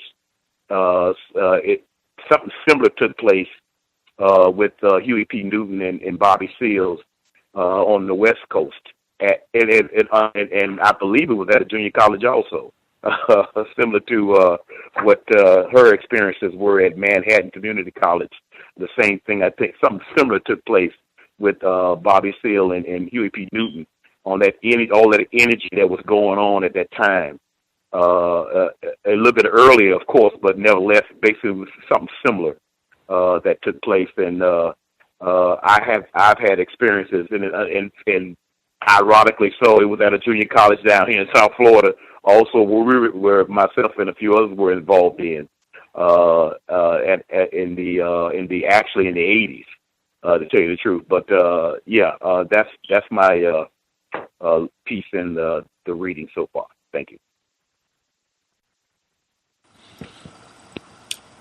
I reckon to give one name, Bill Ayers, former guest on the program, President Obama catches a lot of heat for him, but that would be one name of a white person who was on the FBI's most wanted list, bombed a federal building, was a member of Students for Democratic Society, SDS.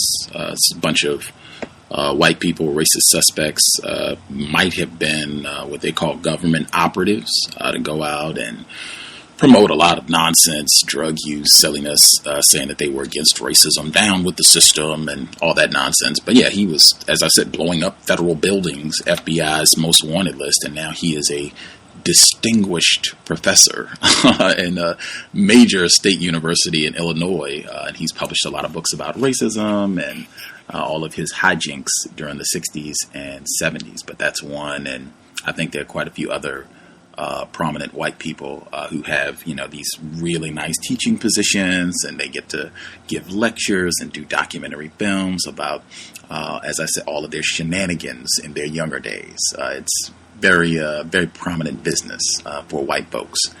And just to the point about that student energy that she talked about, I think that was pretty common. I think it's pretty common throughout. You got a lot of students who've been involved in what's going down with Ferguson and Baltimore and Cleveland, a lot of the other incidents. But even at that time period, SNCC was the Student Nonviolent Coordinating Committee, later became Student National Coordinating Committee, with a lot of students, John Lewis, Ella Baker, well, she wasn't a student at the time, but her influence, but John Lewis was a student at the time.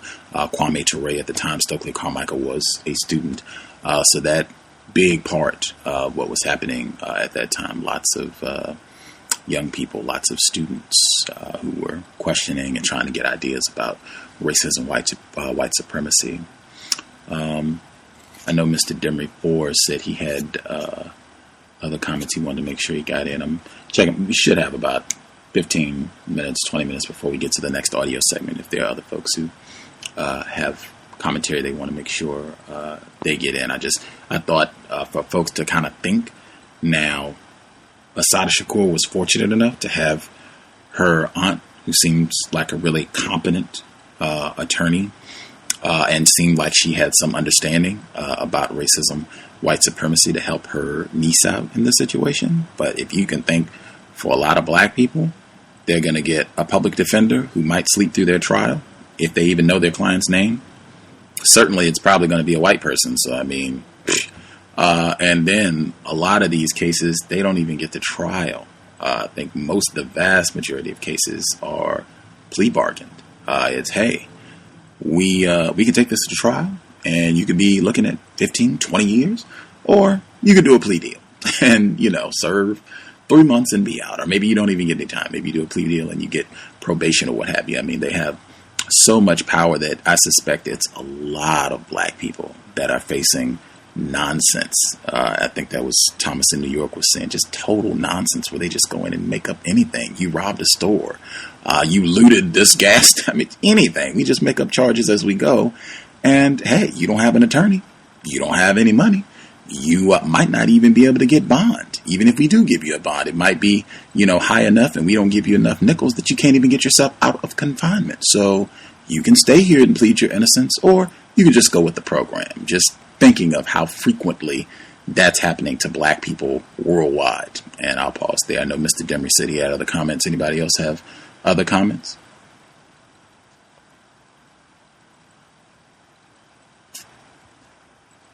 Mr. Demery, you can feel free to share again as well. I know you said you had more. Okay, yes. Can I be heard? Yes, sir. Okay, yes. Like on page 174, when she was mentioning cutting her hair, she said that you can be a revolutionary thinking person and have your hair fried up, or have an afro and be a traitor to black people. How you dress and how you look have reflected what you have to say about yourself. She spent a little bit of time on this, and this is another book where hair, has come up as an expression of,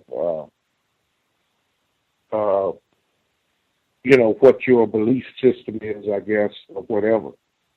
And she mentioned Amira Baraka, the playwright who recently passed. I think he was, sort of a link between, what was, happening back then and what's going on now. And when she was talking about the northern whites, the little verse that they used to, I guess, sing or memorize, where they would let Sambo be murdered in place of myself on every day of the year, it's probably their feelings to this day.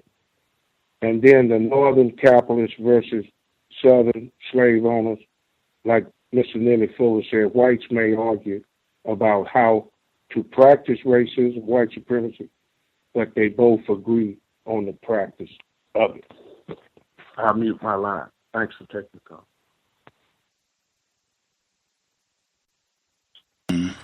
That was a great poem as well. One of our guests on the program, Jan Nedervan Peters, I think he was on from the Netherlands in 2010, but we talked about his book, and he spent a good bit of time dissecting exactly that. You had a whole lot of northern white rioted. We talked about all of that, rioted and killed a lot of black people, hanging black people in New York during the Civil War, and saying, we are for the Union, not the niggers. I think that was one of their riot battle cries. But she did some name dropping again in this portion of the text. Before she had said the name of Mark Essex, and I asked if people knew who that was, and it seemed like a lot of people weren't familiar with Mark Essex. This time she also dropped the name Clifford Glover when she was talking. That was in chapter 11, and talking about how this happens pretty regularly. I didn't know who Clifford Glover was. And apparently he was the subject of a hashtag earlier this year. This is in the New York Times from April 16th, 2015. Another reason to read the newspaper. A police shot to a boy's back in Queens, echoing since 1973. It was 1973, long before anyone could imagine hashtag declarations of solidarity and protest, the kind of message to the world that today might read, I am Clifford Glover in the 4th grade. No one could pull out a phone to make a video of Clifford Glover, a 10-year-old, running from a plainclothes police officer with a gun who had just jumped out of a white Buick Skylark in Jamaica, Queens on a spring morning in 1973. I am sure a camera would have helped, but the ballistics were clear. Albert Gaudelli, a former Queens prosecutor, said this week, the bullet entered his lower back and came out at the top of his chest. He was shot T-square in the back with his body leaning forward. He was running away. The bullet killed Clifford Glover. Its trajectory through a family, a neighborhood, a generation can be traced to this day in injuries that never healed, in a story with no final word. When a black man named Walter Scott was shot by a white police officer in North Charleston, South Carolina on April 4th, a cell phone video made by a passerby showed that Mr. Scott was also running away when he was killed, and that he was not, as the officer claimed, carrying a police taser. With all this killing and stuff, said Pauline Armstead, a sister of the dead boy, they need to go back to Clifford Glover. Clifford, a black boy, had been shot by Officer Thomas Shea, a white man who said he had tried to question him and his stepfather because they fit the descriptions of cab robbers. They ran. The officer said he fired when Clifford, in flight, pointed a gun at him, which the mortally injured boy had then managed to toss or hand to his stepfather. In the hours and days that followed the shooting, armies of investigators scoured the streets and sewers, pored over court records, and arrived without warrants to search the homes of Clifford's family and relatives. Guys were trying to help Shea and coming up with all kinds of stuff, said Mr. Gaudelli, who was the chief homicide prosecutor in Queens at the time. Someone showed up with a starter's pistol, but as soon as you pressed them on it, they folded. There was no gun. People in Jamaica rose in protests. The streets were blocked with heavy construction equipment owned by a black contractor. Mr. Shea became the first police officer in nearly 50 years to be charged with committing murder while on duty. Shea says the kid turned and appeared to have a gun. Mr. Gaudelli said that's what got him indicted. The ballistics made Shea a liar, but not apparently a murderer, at least in the eyes of the jury of 11 white men and 1 black woman who found him not guilty. Afterward, many of the jurors joined Mr. Shea and his lawyers at a Queens Boulevard restaurant to celebrate. They told the reporters it was possible Mr. Shea had been telling the truth about seeing a gun. The same day, word of the verdict reached a baseball field on the grounds of South Jamaica houses known locally as the 40 Projects. Eric Adams, who was then a 13-year-old from the neighborhood, was waiting to bat. We were playing a Long Island team that happened to be all white, said Mr. Adams, who became a police officer and is now the Brooklyn Borough president. When the news came out, about 200 people emerged on the field. They just took the baseball bats and started beating the white players, chanting, "Shea got away." Later, Mr. Shea would be fired despite a rally by police officers and the pleas of his lawyer, Jacob Ebersoff, who said his client was needed on the force to protect us from the animals who roam the streets of New York. I will stop there. It goes on. It's pretty lengthy report, but worth a read. Clifford Glover. This was from April 16, 2015. They have photos. You can see his family. You can see Clifford Glover. You can get more details. That is fascinating all the way. And that is another one that you can add to your folder the next time that somebody says black people are chumps, and just lay down and take whatever white people dish out. Get that article, the day when black people apparently took baseball bats to beat white people. Anybody? Anything else folks want to get in before we get to the second audio clip? About 10 minutes left. Anything else? Yes, sir. Right quick. I thought she was on it with her discussion on hair, on how that it's a constructive thing. Basically, when you are satisfied with the way the creator manage your outward appearance, but at the same time, she mentions that someone who does have relaxer in their hair, but at the same time who is actively fighting against the system of racist white supremacy. In other words, you just can't judge outward appearances. I never saw Miss Fannie Lou Hamer with an afro, and I would like to be on her team any day, as far as learning from her and trying to follow her as an example of standing up against the system of racist white supremacy. Along with, I think her name was mentioned when you was talking about the NAACP, Ella. I can't think of her last name. That I never saw her with an afro. Ella Baker. But never. Okay, Ella Baker, right. And so I think she was quite on point with that analysis. And I was just talking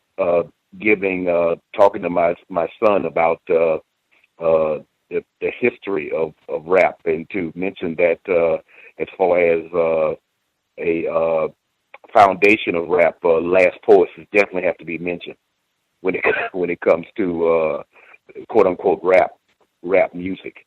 And I was just talking about that a few days ago with the Last Poets and what they were doing at the time. That's it. Thank you.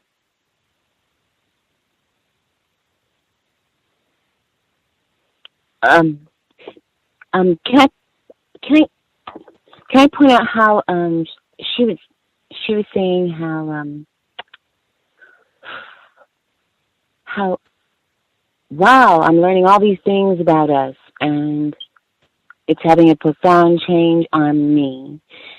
And I'm starting to think that it's important when you go through your evolution, as you become more, what we say, conscious. First of all, you don't even know about white people are mistreating you, but you know more and more and more, and then you know how much they're mistreating you, and then you start to learn, who are they? What is it to be white?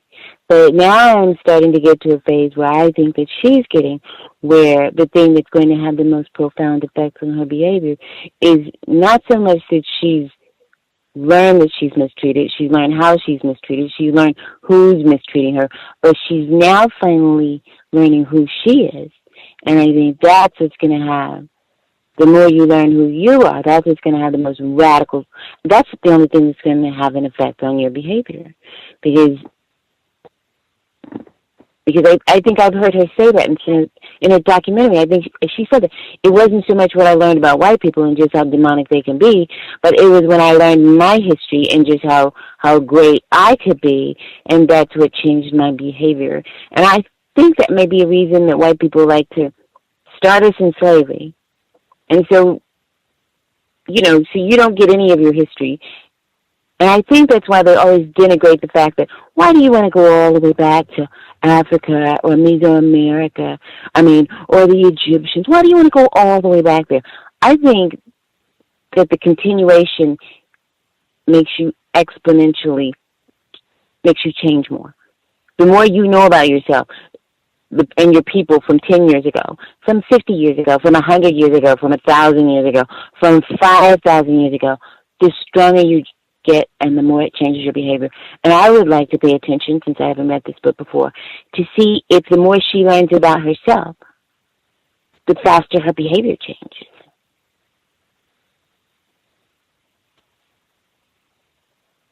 If that makes any sense.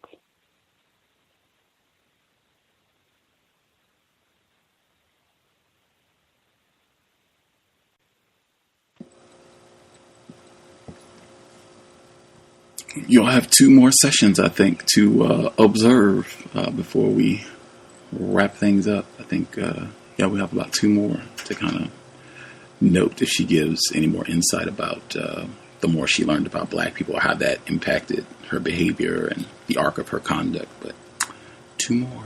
Or I guess 2.5, because we still got the second audio from this week, too. Anybody else have anything else they wanted to get in?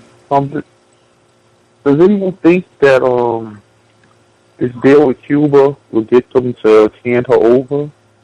I'm thinking that's a part of the terms of this deal, and it might not happen under Obama, but definitely the next person that occupies that space. I just want to know if anyone felt like that was part of that deal, to open up the relations with Cuba. Well, anybody touches Ms. Shakur and it's on. What does that mean?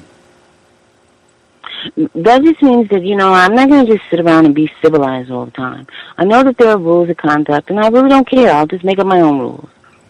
Because that's just ridiculous. They've been hounding this woman forever.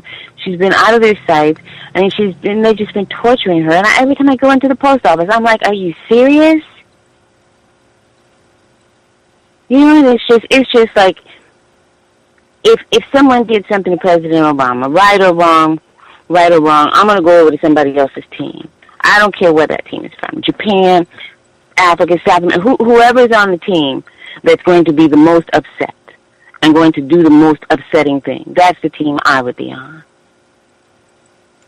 I don't mind doing things this way and that way, but, to hound some woman to death after all of these decades is the most inappropriate, obscene, and it is just behavior beyond obscene. I just can't even process that. And to accept that would be just awful for me. So, even if I have to do just random something that's just really not going to have a direct effect, even if it has to be just random, But, I don't mind waiting.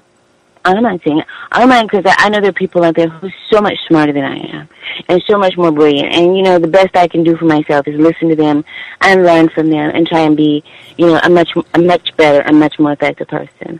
But if I see something that is absolutely obscene and grotesque, I certainly am not going to sit around and just watch it. Don't know what I can do, but I'm just not the kind of person who'd be able to handle the obscene and grotesque in my face. I don't think I can. I just don't think I am. My conclusion has been the system of white supremacy is pretty obscene and grotesque every day. But that being said, I saw this week that Cuba, that area of the world, was taken off the terrorist list this week. Folks griped and complained about that still, but moving forward, I guess they say, in improving relations between the two quote unquote countries. I don't know. I think, as Thomas in New York said, I don't know if it'll be something that happens in the near future, like sometime this year or next year before President Obama exits the White House, but I just cannot see white people letting this go. Hey, bygones be bygones. That was 40 years ago. You know, a lot of those people are dead now. I just don't see that. Nothing about their conduct suggests that that's the way that they're going to function. It just, I would just, given their conduct, I would expect that she is going to be harassed and threatened until death, until she is either back here in prison or until she dies. That's just what I've seen from white folks: racist man, racist woman, racist child. You know about justice, an eye for an eye, tooth for a tooth, a life for life. Yeah, I think the only thing that was saving her was Castro, is I think he really just didn't care about these people he already knew. But definitely, I think with this new guy there, he looks like he's down to do whatever, man. And I think that it's already been written, because they don't let nothing slide, ever. I've never seen a part of history, man. It might take them 50 years, but they get even somehow. Yeah. But white people do respond to things when you tell them, listen, I can't stop you. I can't control your behavior. But when you get off, I get off. When you go off, I go off. We're going to do this together.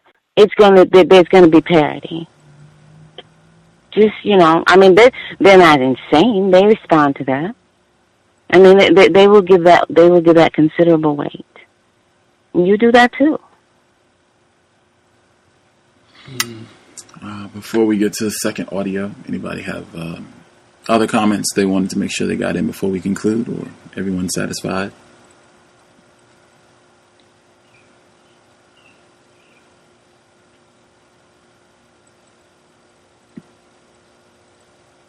Thinking folks might be satisfied for the moment. That is fine as well.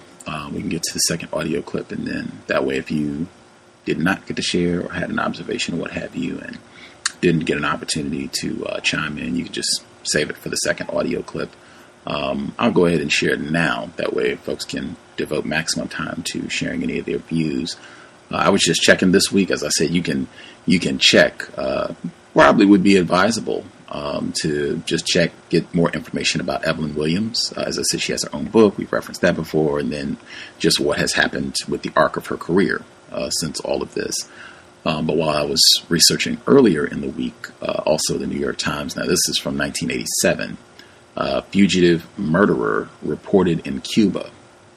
JoAnne Chesimard, a leader of the Black radical movement who escaped in 1979 from a New Jersey prison where she was serving a life term for murdering a state trooper, has been living in Cuba for 3 years and was interviewed there recently by Newsday.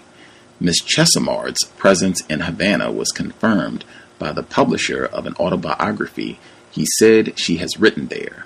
The publisher, Lawrence Hill, president of Lawrence Hill and Company of Westport, Connecticut, said the 40-year-old fugitive is living with her 13-year-old daughter, Assata Shakur. Newsday's article did not explain how Ms. Chesimard got to Cuba, but Mr. Hill said last night that she fled there in the summer of 1984. That's where she received refuge and can't be extradited, Mr. Hill said.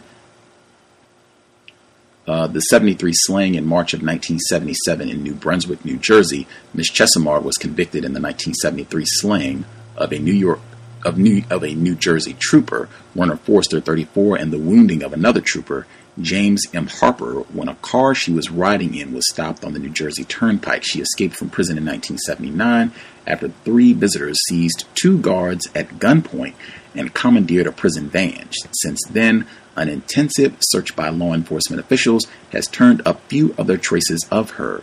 Mr. Hill said last night that he first learned of Ms. Chesimard's whereabouts 6 months ago when he was approached by her attorney Evelyn Williams about publishing Ms. Chesimard's autobiography. Her lawyer has been back and forth to Cuba several times. Mr. Hill said Ms. Chesimard has made some corrections on the rough galleys and has followed the book's production very closely. Mr. Hill said Ms. Chesimard, who has changed her name to Assata Shakur, apparently made her whereabouts known at this time because of the pending publication of her book, which he said focused on her experiences in the Black radical underground. This can't help but sell the book, he said. I'll stop there, get a little bit more information. But yeah, there's a lot of material if you want to do any background researching on the text. With that, we will go ahead and get started with the second audio clip. Again, if you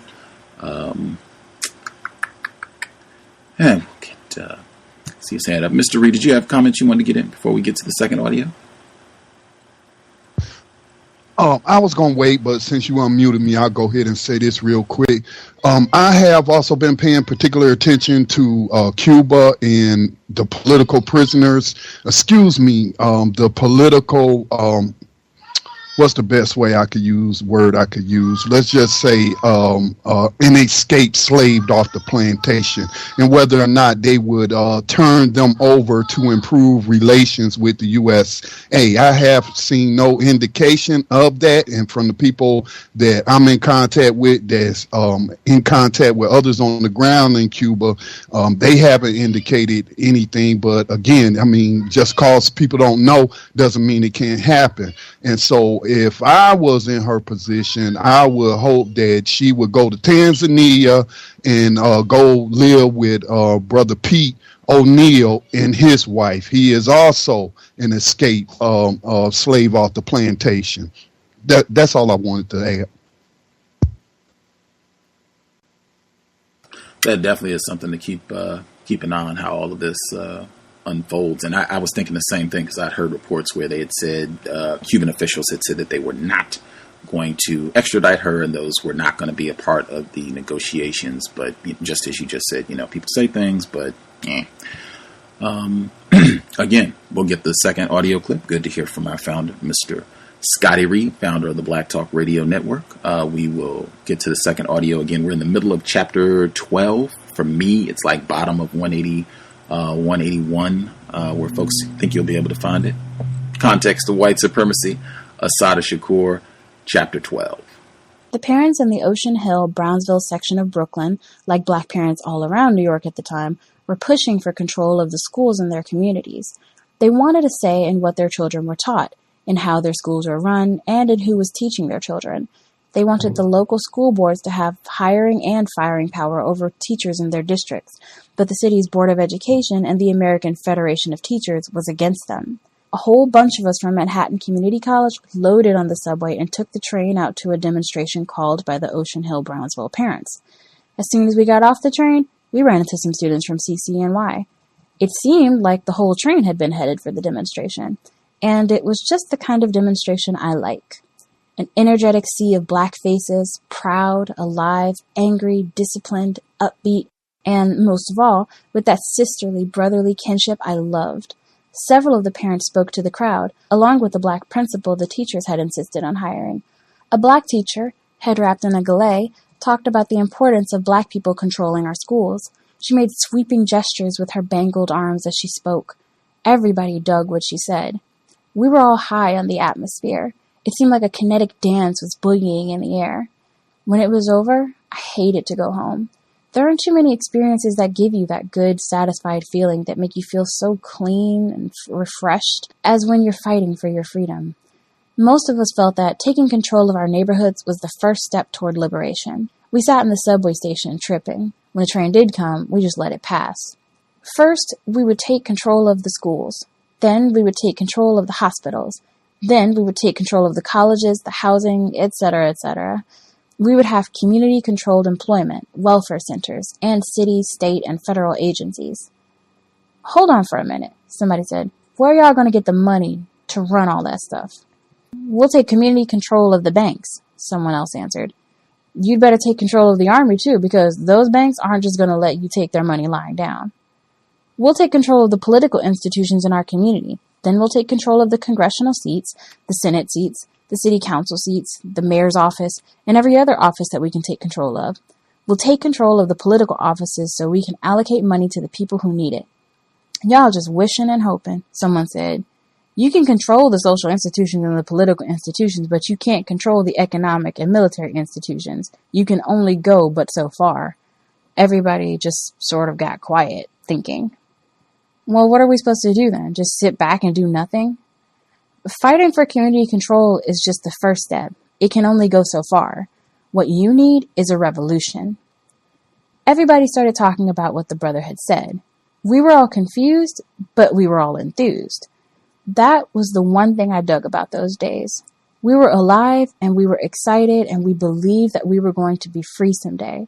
For us, it wasn't a matter of whether or not. It was a question of how. We always started out talking about reform and ended up talking about revolution.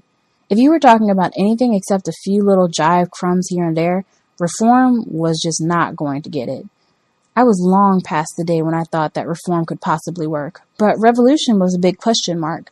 I believed with all my heart that it was possible, but the question was how. I had heard a lot about the Republic of New Africa and had promised myself to check it out. The provisional government of the Republic of New Africa advocated the establishment of a separate black nation within the U.S. to be made up of what is now South Carolina, Georgia, Alabama, Mississippi, and Louisiana. At the time, I thought the group was kind of wild and far out, but I got a good feeling being around them, and the idea of a black nation appealed to me. The first time I attended a Republic of New Africa event, I drank in the atmosphere and enjoyed the easy audacity of it all. The surroundings were gay and carnival-like. A group of brothers were pounding out, with Tutsi, Zulu, and Yoruba messages on the drums. Groups of sisters and brothers danced to motherland rhythms until their skins were glazed with sweat. Speeches were woven between songs and poems. Vibrant sisters and brothers with big afros and flowing African garments strolled proudly up and down the aisles. Bald-headed brothers wearing combat boots and military uniforms with leopard skin epaulets stood around with their arms folded, looking dangerous. Little girls running and laughing, their heads wrapped with gilets. Tiny little boys wearing tiny little dashikis. People calling each other names like Jamal, Malik, Keisha, or Aisha. Sandalwood and coconut incense floated through the air. Red, black, and green flags hung from the rafters alongside posters of Malcolm and Marcus Garvey. Serious-looking young men wearing jeans and green army field jackets passed out leaflets. Exotic-looking brothers and sisters, decked out in red, black, and green, sat behind felt-covered tables and sold incense, bead earrings, and an assortment of other items. "Peace, sister," a voice said. "Do you want to be a citizen?" "What?" I asked without the slightest notion of what she was talking about. "A citizen," she repeated. "Do you want to be a citizen of the Republic of Africa?" "How do I become a citizen?" "Easy, just sign your name in the citizen's book." "That's all?" "Yeah. You want a name?" "A name?" "Yeah, sister, a name. If you want an African name, just ask that brother over there to give you one." The brother, she pointed out, was wearing a long bubba with matching pants and a matching fez-type hat. He was wearing various necklaces made of beads, bones, shells, and pieces of wood. His left ear was pierced, and his face was strained in concentration, the veins in his forehead throbbing. Without giving it a second thought, I went over to have my name changed. The brother looked at me, asked me a couple of questions, which I don't remember, and then began shaking a container furiously. He hurled out the contents, which turned out to be shells, onto a soft cloth. After a long, concentrated stare at the shells and glancing back and forth at me, the brother decided that my name was to be Ibumi Oladele.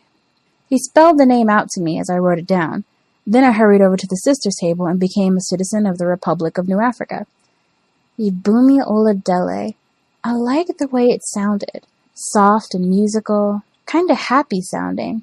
I filed my new name away in my pocketbook and continued sucking in the atmosphere, tripping out on the idea of a black nation in Babylon, a nation of black people smack dab in the middle of the belly of the beast. Imagining black youth flourishing and being nourished in black schools taught by teachers who loved them and who taught them to love themselves, controlling their lives, their institutions, working together to build a humane society, ending the long legacy of suffering black people have endured at the hands of America.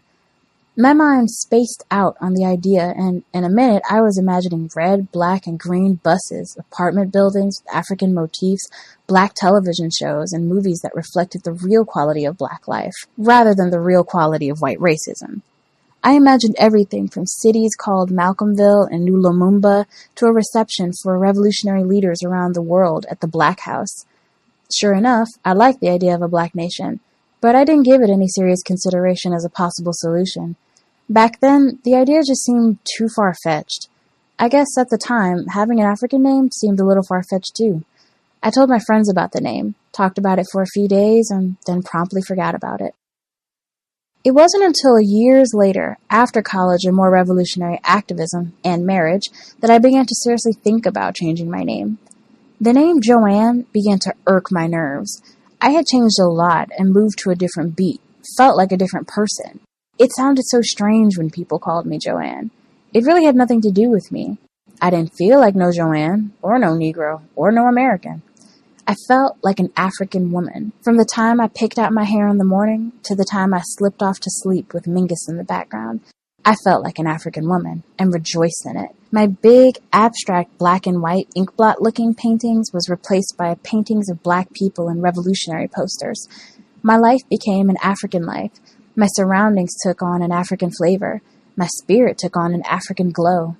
From the paintings on my walls to the big, fat pillows on my floor, from the incense burning in the air to the music dancing through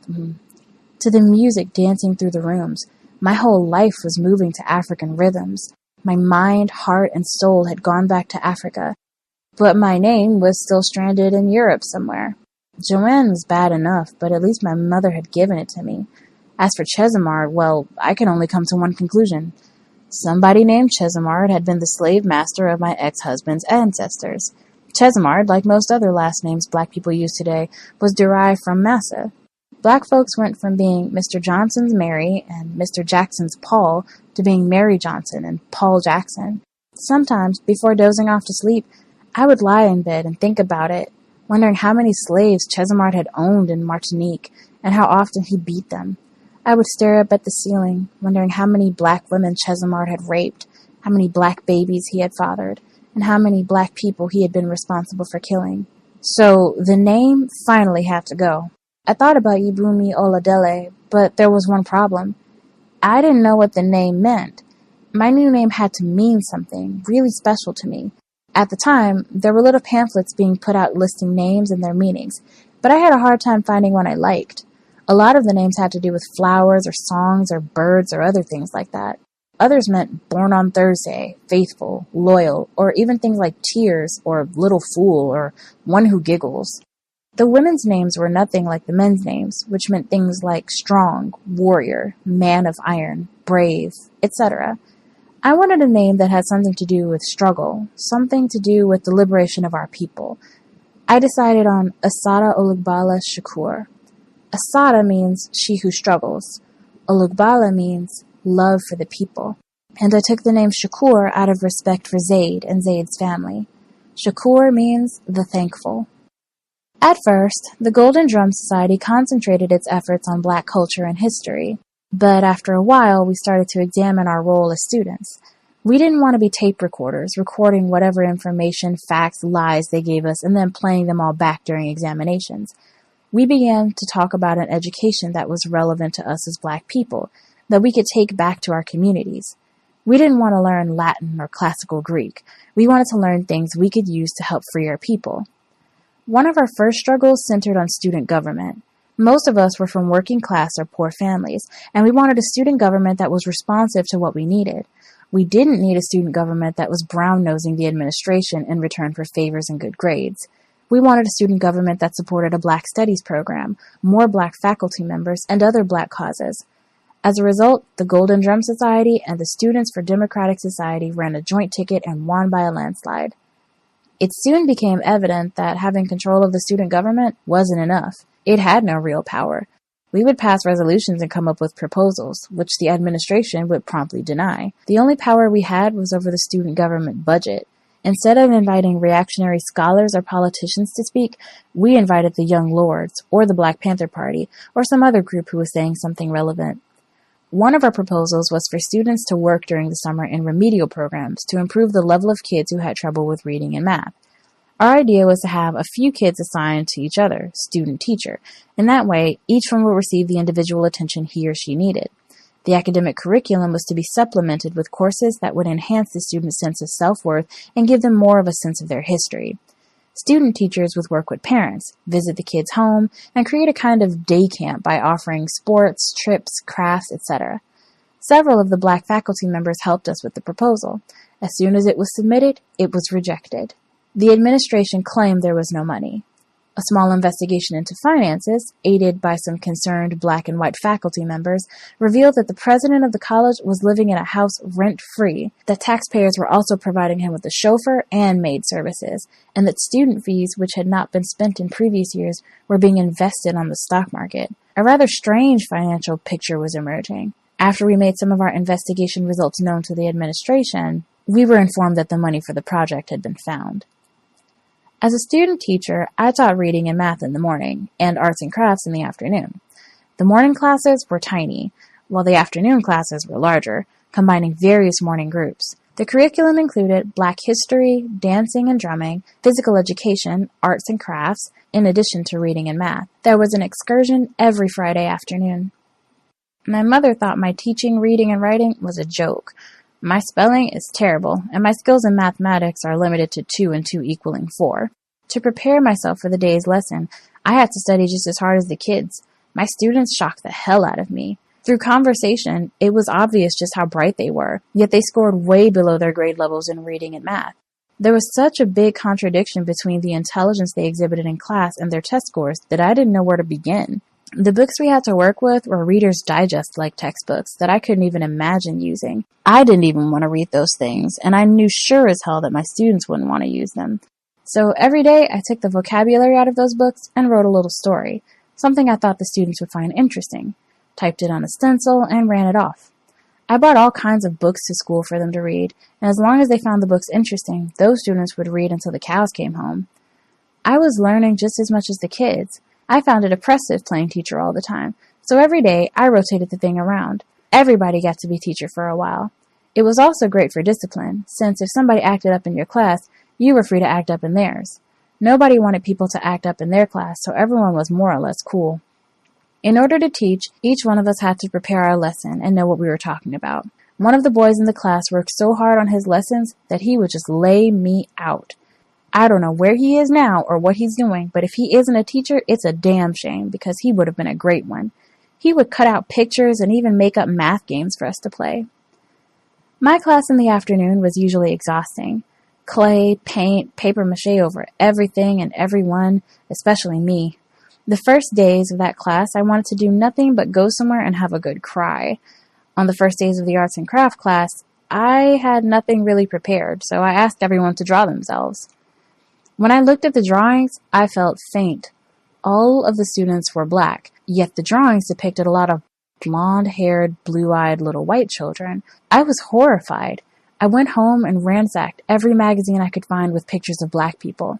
I came in the next day and plastered the walls with pictures of black people. We talked about what was beautiful. We talked about all the different kinds of beauty in the world and about all the different kinds of flowers in the world. And then we talked about the different kinds of beauty that people have, and about the beauty of black people. We talked about our lips and our noses. We made African masks out of clay and papier-mâché. We made African sculptures, painted pictures of black people, of black neighborhoods. Over the summer, I felt the classroom changing. The kids were changing, and so was I. We were feeling good about ourselves, and feeling good about being with each other. I was so involved in working at the school that I had time for little else.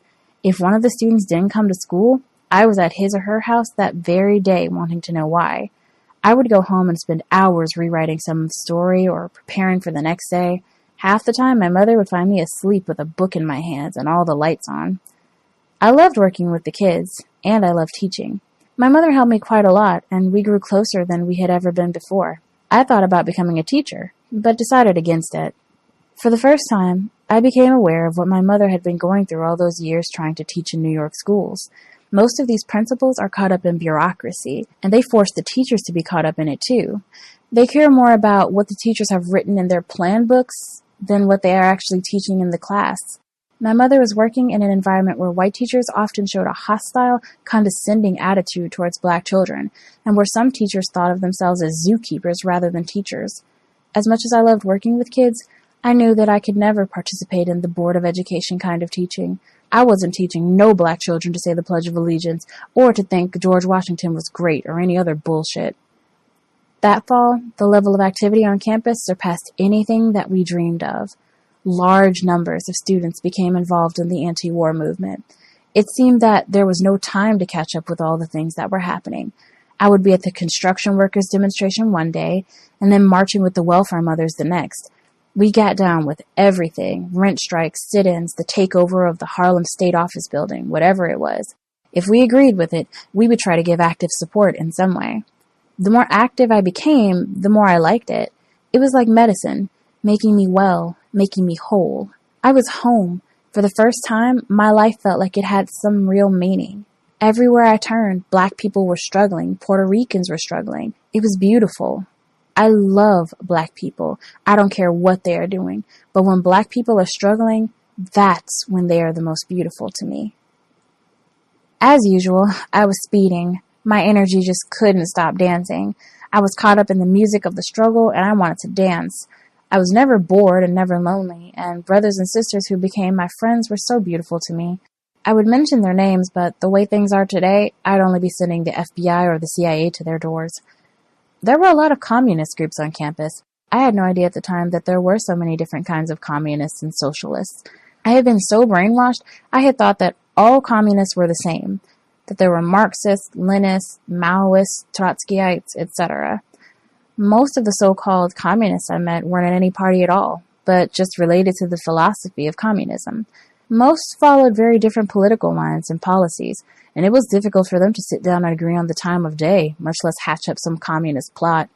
I was surprised to learn that there were all different types of capitalist countries and different types of communist countries. I had heard communist bloc and behind the Iron Curtain so much in the media that I had naturally formed the impression that these countries were all the same. Although they were all socialist, East Germany, Bulgaria, Cuba, and North Korea are as different as night and day. All of them have different histories, different cultures, and different ways of applying the socialist theory, although they have the same economic and similar political systems. It has never ceased to amaze me how many people can be tricked into hating people who have never done them any harm. You simply mention the word communist, and a lot of these red, white, and blue fools are ready to kill. I wasn't against communism, but I can't say I was for it either. At first, I viewed it suspiciously, as some kind of white man's concoction, until I read the works by African revolutionaries and studied the African liberation movements.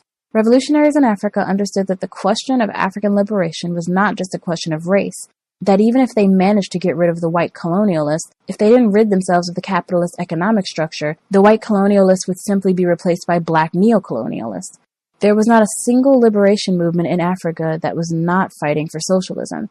In fact, there was not a single liberation movement in the whole world that was fighting for capitalism. The whole thing boiled down to a simple equation.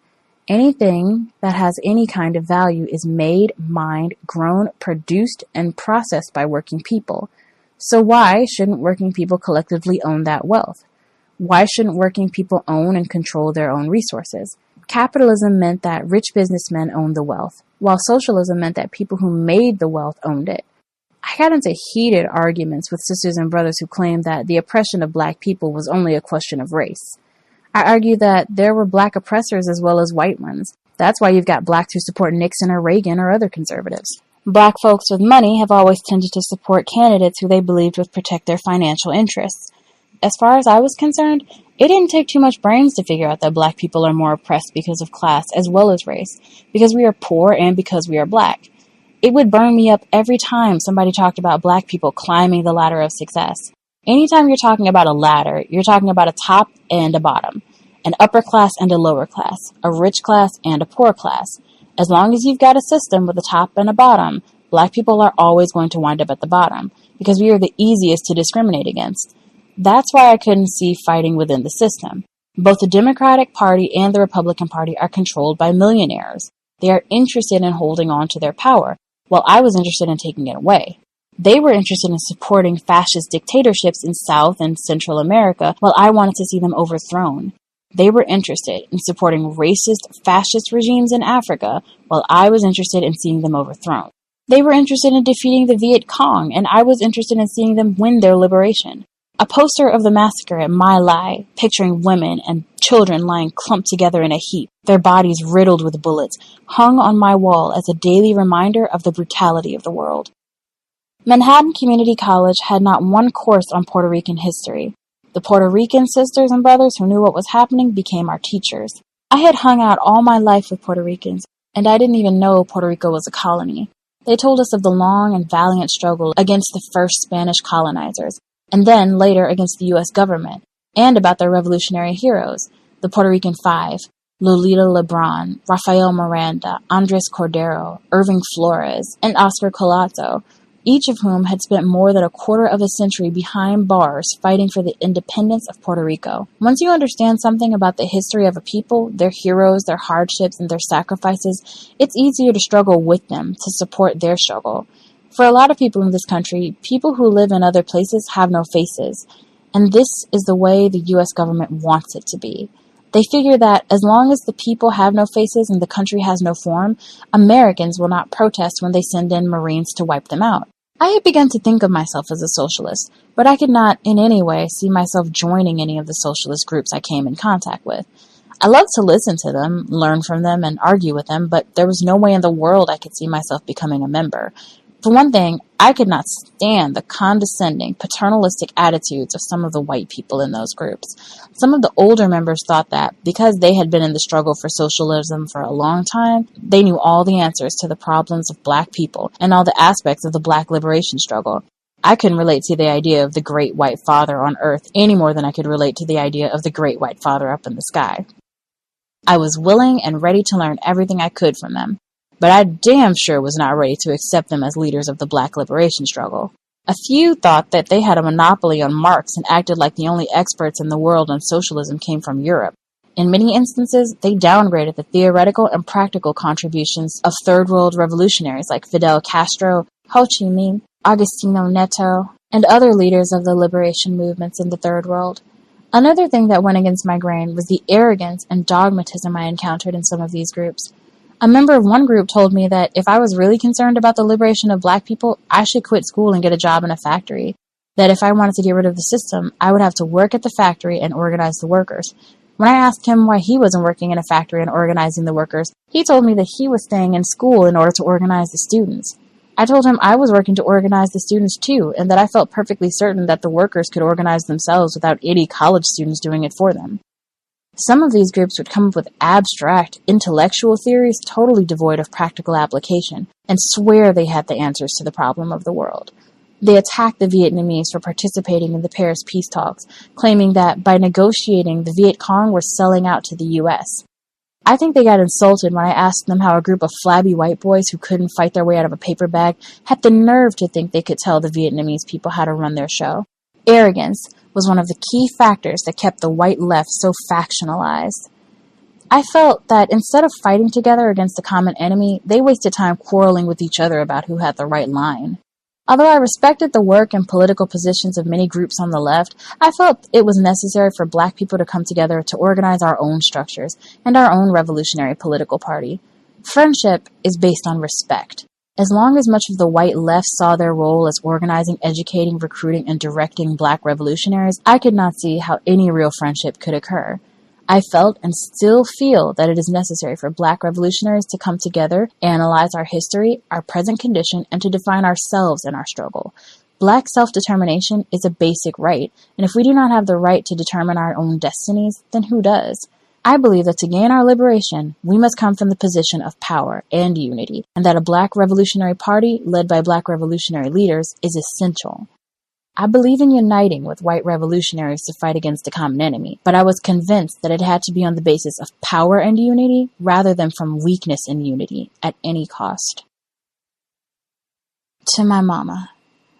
To mama, who has swallowed the American dream and choked on it. To my mama, whose dreams have fought each other and died, who sees but cannot bear to see a volcano eating its own lava. To my mama, who couldn't turn hell into paradise and blamed herself, who is always seen reflected in her mirror an ugly duckling. To my mama, who makes no demands of anyone 'cause she don't think she can afford to, who thinks her money talks louder than her womanhood. To my butch femme mama, who is always taking care of business, who has never drifted hazily to sleep thinking he will take care of it, who has schemed so much she sometimes schemes against herself. To my sweet, shy mama, who is uneasy with people 'cause she don't know how to be phony and is afraid to be real. who has longed for sculptured gardens, whose potted plant dies slowly on the windowsill. We have all been infected with a sickness that can be traced back to the auction block. You must not feel guilty for what has been done to us. Only the strong go crazy. The weak just go along. And what I thought was cruelty, I understand was fear. That hand, stronger than yours and whiter than yours, would strangle my young life into oblivion. Mama, I am proud of you. I look at you and see the strength of our people. I have seen you struggle in the dark, the world beating on your back, dragging your catch back to our den, pulling your pots and pans out to cook it. A mop in one hand, a pencil in the other, marking up my homework with your love. The injured have no blame. Let it fall on those who injure. Leave the past behind where it belongs and come with me toward tomorrow. I love you, Mommy, 'cause you are beautiful, and I am the life that springs from you. Part tree, part weed, part flower. My roots run deep. I have been nourished well. Context of White Supremacy. Folks would like to participate. The number to dial is 760-569-7676. The code is 564-9 or 3 pound. Press *6 if you would like to participate. Everyone who dialed in, who has a hand up, your line should be open. We have more than a half hour left, so everyone should have ample time. If you have not shared, if you think there's something you want to contribute, even the possibility that you might want to chime in, you should go ahead and get your hand up now so that we don't have folks waiting until the very last minute to participate. Again, everyone who dialed in with a hand up, your line should be open. Feel free to chime in.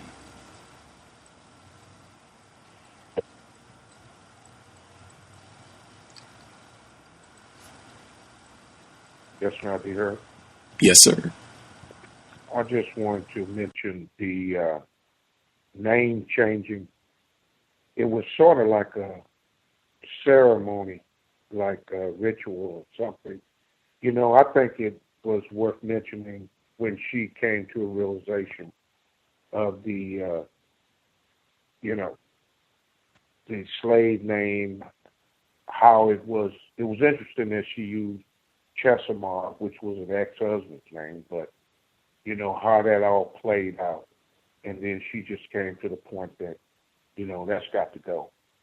I need to be, and she chose a name that had a meaning.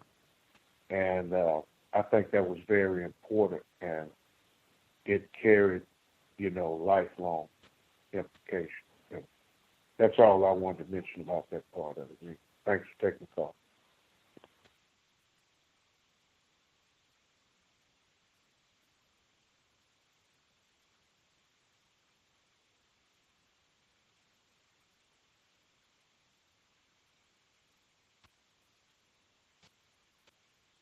Can I be heard? Loud and clear. Yes, sir. Quick couple points here. I was just words, communism. Like, did they really think white people was gonna allow black people to just become communists in America? Like, some of the stuff is like, man, what were they thinking? Revolution. That to me, that's a poor choice of words. Because what are you going back to? At what point in time are we going to go back to here? What you want to go back to slavery? When you have a revolution, you're evolving. You're going back to the way it was before whoever was in place now. I just, think it was poor choice of words, the Black Revolution. And if they were, some of them had, these communistic views, which made sense, but we don't own the land. We don't own a city or a state to impose any of these laws. So, it's a little, like, far-fetched to me, some of the stuff. And that's all I have to say for now.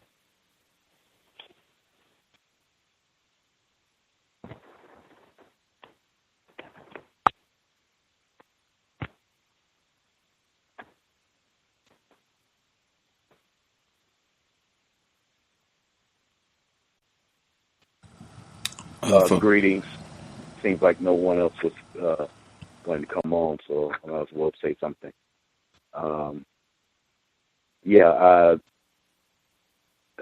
About the contact with the Republic of New Africa.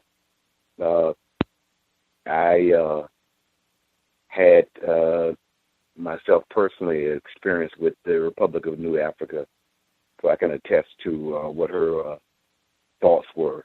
Nothing that was not constructive, but had similar experiences and thoughts. Actually was in contact with the one of the founders. I think he's still alive today. Just can't remember his name right now. It was such a while ago.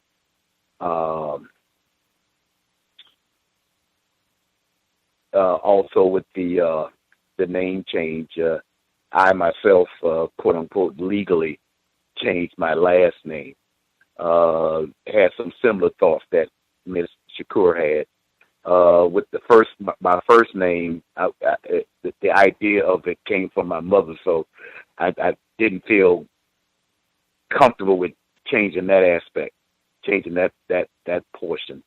But I have no problem at all with the last name because of the direct history behind it. Although, correct me if I'm wrong, according to Mr. Fuller's code, actually is like the cart before a horse. First, we need to take care of the system of racial white supremacy before those other things like name changing take place. Is I think what his codified understanding is.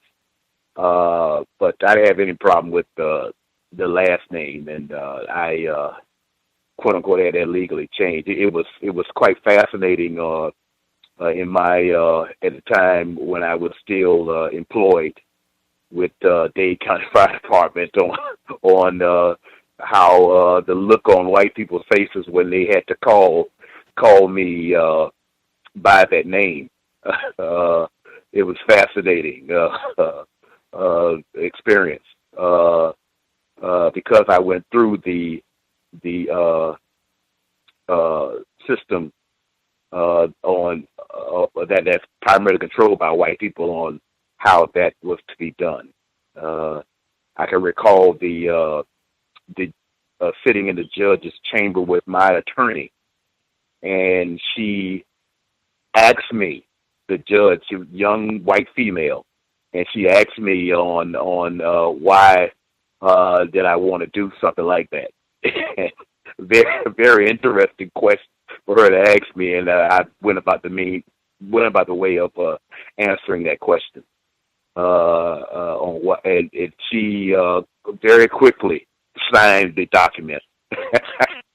Very quickly signed the document on it, so I can identify with Ms. Shakur in that way. That's also I can feel her energy when she was speaking about the contact she had with other people, I believe younger people, with the student teaching environment that she was in. It is a very energetic and gratifying experience. It could be both for the quote-unquote students as well as the teacher. Matter of fact, in reality, teachers also, good teachers are also good students too at the same time. And she mentions about that dual relationship where, hey, some days I can go into that atmosphere and I can learn something too. You know, and so that's something that I've experienced also as a quote unquote football coach in dealing with primarily black males in an environment where we're sharing experiences. That's like a very energetic and it actually, helps you get up in the morning. You're looking forward to coming in contact with other people in an environment where people are attempting to learn something. It's very, very energetic. And that's all I have to say right now. Thank you.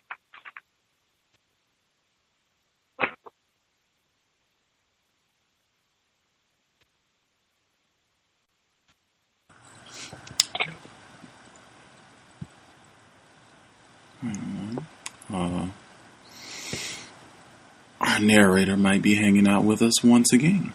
See if she has anything to say also. I can toss in quickly. This is for me on 190. I guess before I even get to any of that, one of our previous books, i.e. Kwei Arma, 2000 Seasons, that we did a while back, he also wrote a really important essay called On Masks and Marxism, where he gives his critique, his recommendation really that black people discontinue dependence on Marx and other white theorists or other white folks who have concocted ideas that are supposed to help black people rid themselves of racism. And he talks about how Karl Marx was a racist as well and uses some of Marx's own publications to support his claim, and talks about just what he has seen, his observations on black people who have picked up some of these white theories to try to deal with racism and how it simply has not helped us solve the problem. So that would be one, Ayi Kwei Arma, on masks and Marxism. To her point, where she's talking about she wasn't against communism and how people were confused about this. You all touched on it already with Mr. Fuller. I think number one, where he has concluded that the master communists and the master capitalists are both racist man, racist woman, whatever it means. The second thing, I thought she was very accurate just in talking about how you can groom people so that they will just respond to a word. You can just throw it out. I guess now it would be ISIS, but before, red baiting. It's a communist and putting a non-white color to it, red baiting. But I thought that was really important as well. When she says,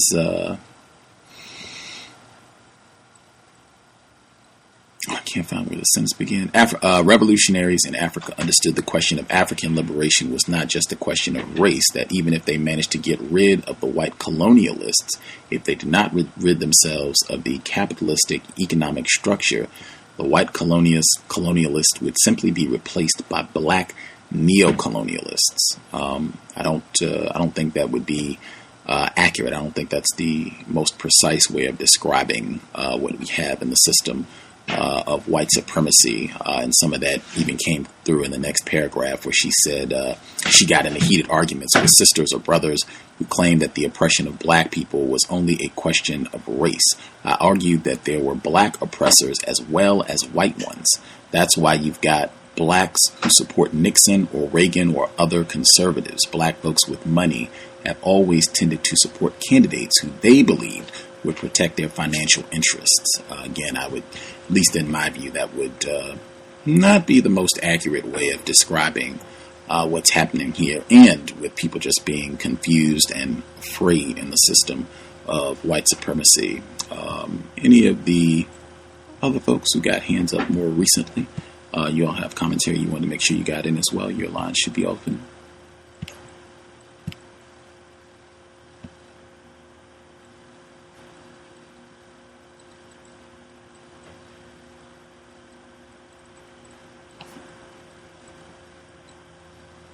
The other folks who had a hand up, sure, I have commentary as well, or are you just listening?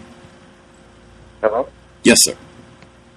Hi, yes. I just want to comment on page 182 when Assata, she was coming back from the demonstration with other people, and they were all talking about how they were going to take over this, take over the hospitals, take over that. And then the voice of reason comes up and says, hold on. how are y'all planning on doing that? Where are you going to get the money? And so I just thought that was, like someone saying, you think white people are going to let you, just go on and take over like that. And so I just thought that was interesting. But that's all I had to say.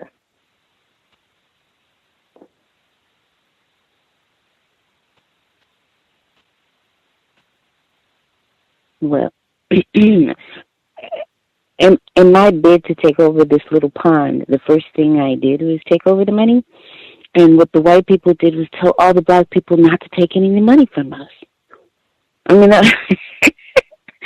thought that was amazing. I said, wow, they can just tell black people who need money not to take money when I try to give it to them. So, I mean, they really are amazing, but just diabolical.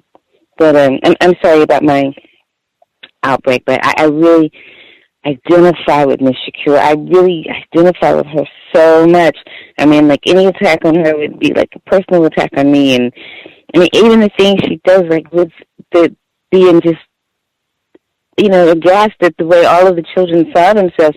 I mean, I've gone through all of that with my nieces and nephews, painting all the little white pictures black with the little different pencils of different weights and shades so the kids won't have all of these little white people on all of their books. It's just, I just identify with her so much. And as far as the Young Turks is concerned, I listen to the New Books Network. I don't guess if you guys ever listen to that. But you can hear white people in, fields like sociology and anthropology. They will just let it go because they know no one's going to read that book and no one's listening to them, and it's just all about them. And they will let all of that filth about themselves out. And one thing, the Young Turks refers to when a lot of the Arab Turkish men, and I got this off the New Books Network work. I can't remember the author's name, though. We're referring to when the Turks did the Albanian genocide that finally ended around the early 1900s and took their population from 20% in Turkey all the way down to 0.2%, which is what it is, and it's stayed that way since then. So, and, they are really happy with their Young Turks for doing that. The Albanians were Christians, and I was very shocked to see that a tiny little place like this in Texas would actually go over there and send and help these white Christian Albanians escape Turkey because of their persecution by the Muslims in the early 1900s. And I see evidence of it in this little tiny Texas museum. They just went over there and got all these little Albanian Christians, white Christians, and rescued them, brought them to Texas. And I think the only other thing is I was in Corpus Christi last weekend, and some non-white, non-black people, Spanish-speaking people, were being denigrating and saying, we hate it when people go out and get people to do Spanish advertisement, and they get these people who speak Puerto Rican Spanish or Cuban Spanish because, that doesn't appeal to us at all. And if I hadn't been listening to the show, I wouldn't understand that they were saying black Spanish. So, and those are the only things that I saw. I would like to mention when she was a teacher and the administration had claimed that there was no money. That was on page 187. And then they did a small investigation into the finances. And they found out that the principal or the president of the college was living rent-free on taxpayers' money and all that. But then the final outcome that in the end, they got the, I guess, the funds that they wanted in the first place. But I sort of had a problem with that because if, the president was involved in all of this, misuse of funds, he was, committing a crime. I mean, you would just turn your back to that so that you could get your funding, your small funding. I guess it's sort of like you pick your battles, instead of going for, winning the war, you just have to, I guess, suck some of them up. But I think some of those individuals need to be reported, and they need to account for their crimes. Mute my line.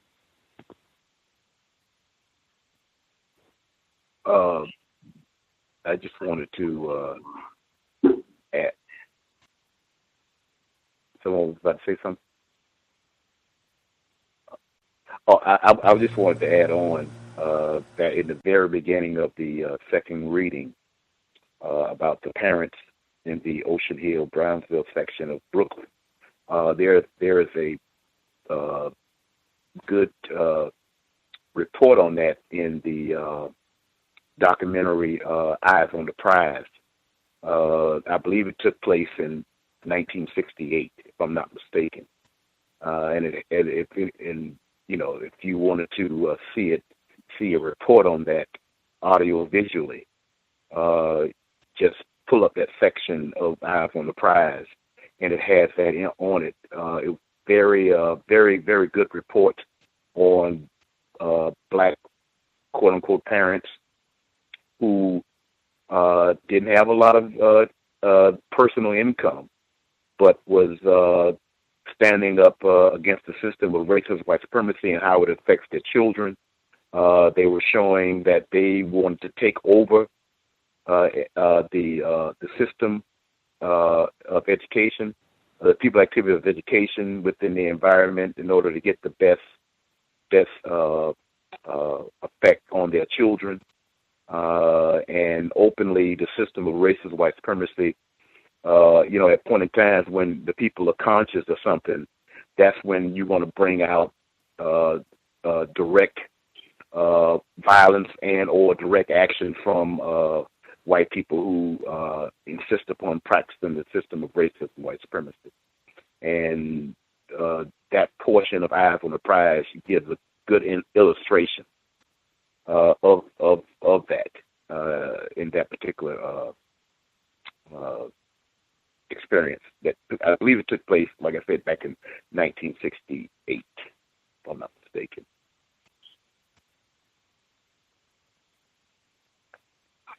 Yeah, boy, they being punished today.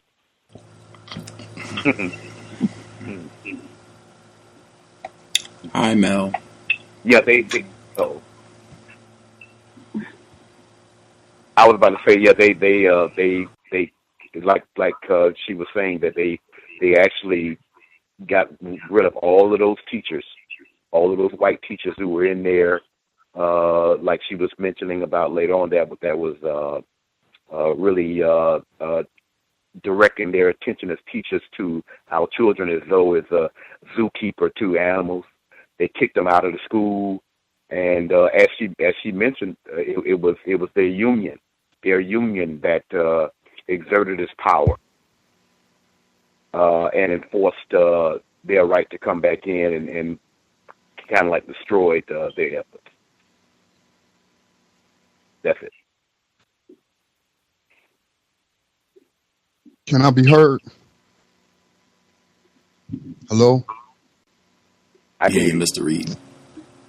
I didn't mean to be rude the first time I spoke, so greetings to you, Gus, and greetings to all the listeners. I wasn't able to catch just the beginning of that last clip because I'm attending to my grandson, but I just had some thoughts that I wanted to lend to that, was that the importance of education and what the last caller was pointing out, that gentleman, the importance of liberating the black mind. That really stood out. And it comes to having a say in your children's education. And it's like, the universe speaking to me about my grandchildren, and hopefully I can have an influence on my children, not to homeschool, because we did what I felt like was a great informative program earlier today with a black homeschooling and Liberating the Black Mind Expo that's happening in Atlanta. This is the 4th annual, and our guest Queen Thais was very informative about the harmful impact of the racist system of public education on our children, and that there are resources out there for people today who may not think they're available, but if you just network, which this expo helps to do that, you do have options other than doing the wrong thing, which is allowing racist white supremacists to indoctrinate your children through what's called curriculum. So that's very, very important. And I could see that played a role in her life, because today education doesn't teach these children to ask questions, and people during her time who thought like her were, people were conscious, were asking questions. Is this correct? And it seemed incorrect to them. And so they set about to do as much as they could to change the system of racism and white supremacy, or I should say not change it, but lessen the impact on their children in the area of education, which I think is one of Neely Fuller Jr.'s 9 areas. Also, I wanted to go revisit what Gus was talking about, the threat against her. And there is a real threat, whether the Cuban government hands her over or not. It's not what is the immediate threat to her. I don't know if y'all remember the former NYPD Commissioner Bernard Carrick, now a convicted felon. Well, not long after they announced the normalization process with Cuba, he took to YouTube, and the video is probably still up, and issued a direct threat and calling on bounty hunters to seize the day. That's a direct quote, seize the day. So it's not whether or not the Cuban government hands her over, but whether or not she is protected from all these racist suspects that I imagine are going to flood the island. And I'll mute my line. Thank you.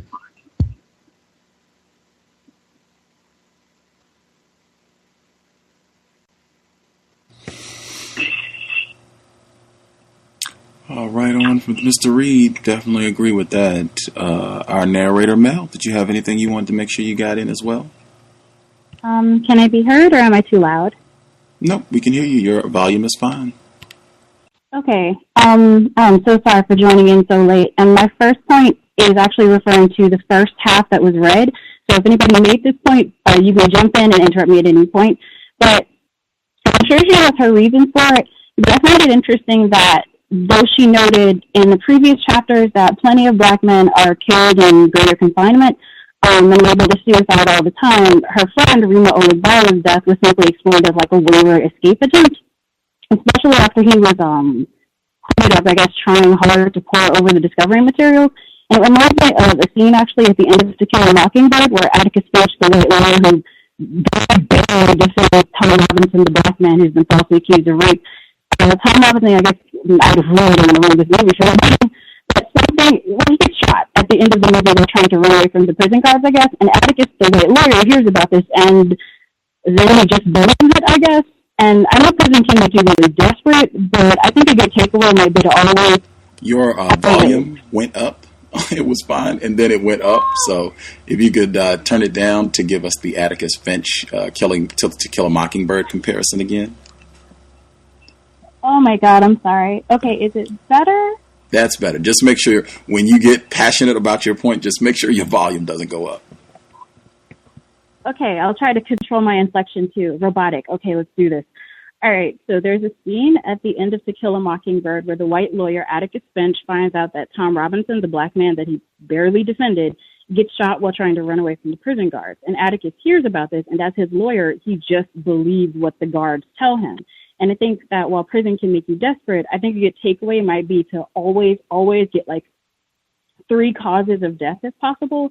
Like if someone tells you one thing is the cause of death, try to get 2 more responses from someone else. Or if someone tells you your house burns down, try to get more than one cause of the fire, because that just seems to be something that really undermines Black people. Another thing is I really enjoyed the Civil War history lesson with the citations. Like, I think sneaking in concrete information about context and history into fiction and biographical books is a good idea, especially when it has citations. And it makes it an enjoyable way to process the information.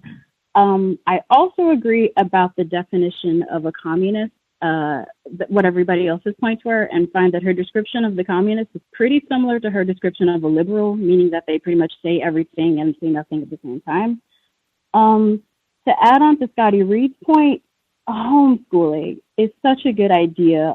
For anybody that probably could do it, I don't have any children, but I'm a big advocate of homeschooling, specifically a form of homeschooling called unschooling. And while this isn't the educational episode, there is a book by the quote-unquote father of, I guess, modern homeschooling, written by, I think, a New York State Public Teacher of the Year. Like, he won, like, a bunch of big awards, I forgot.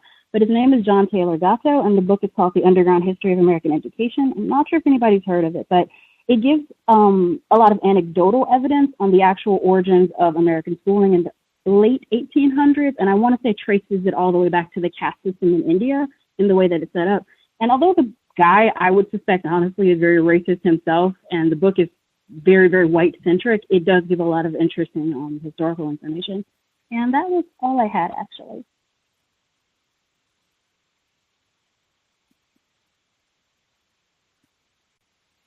You know, 909 is very familiar with John Taylor Gatto. He suggested that we have him as a guest on the program quite a few times.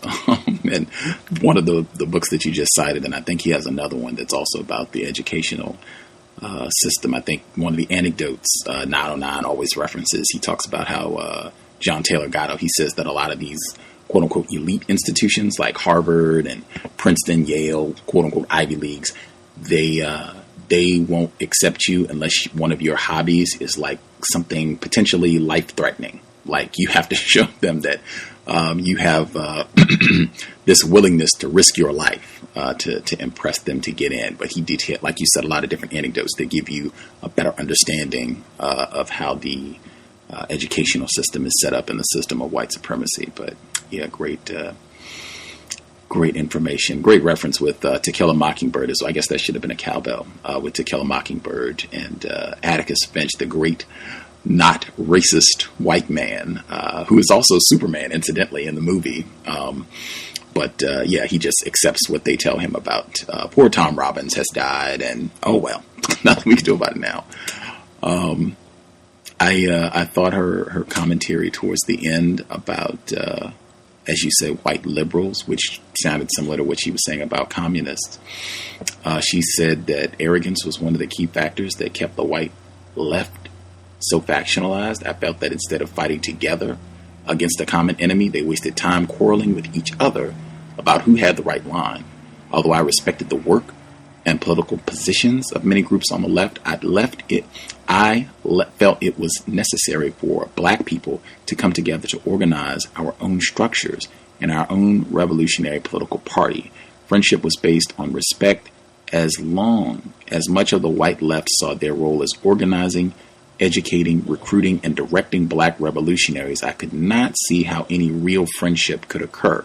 I felt and still feel that it is necessary for black revolutionaries to come together, analyze our history, our present condition, and to define ourselves and our struggle. Black self-determination is a basic right, and if we do not have the right to determine our destinies, then who does? I believe that to gain our liberation, we must come from the position of power and unity. That a black revolutionary party led by black revolutionary leaders is essential. I believe in uniting with white revolutionaries to fight against a common enemy. That's one of those where it's one of those where it's like, I'm with you, I'm cheering, like, yeah. And then we get to that. I believe in uniting with white revolutionaries. It's like the record, it's like, wait a minute. Like I was riding along, we were going great.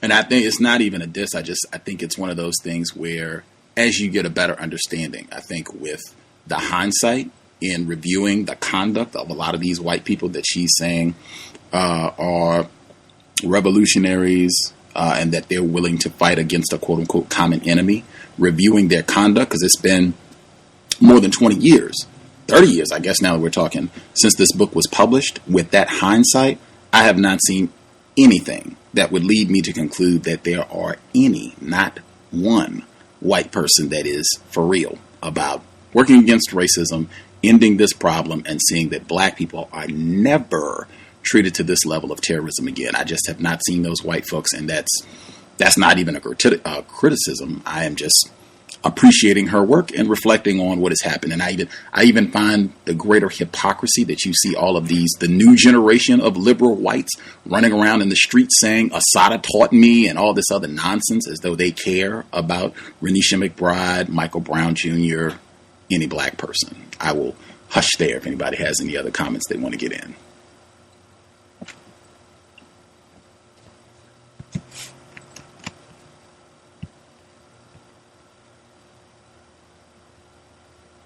If I'm talking crazy, feel free, or if you just have anything else you want to make sure you get in before we wind up.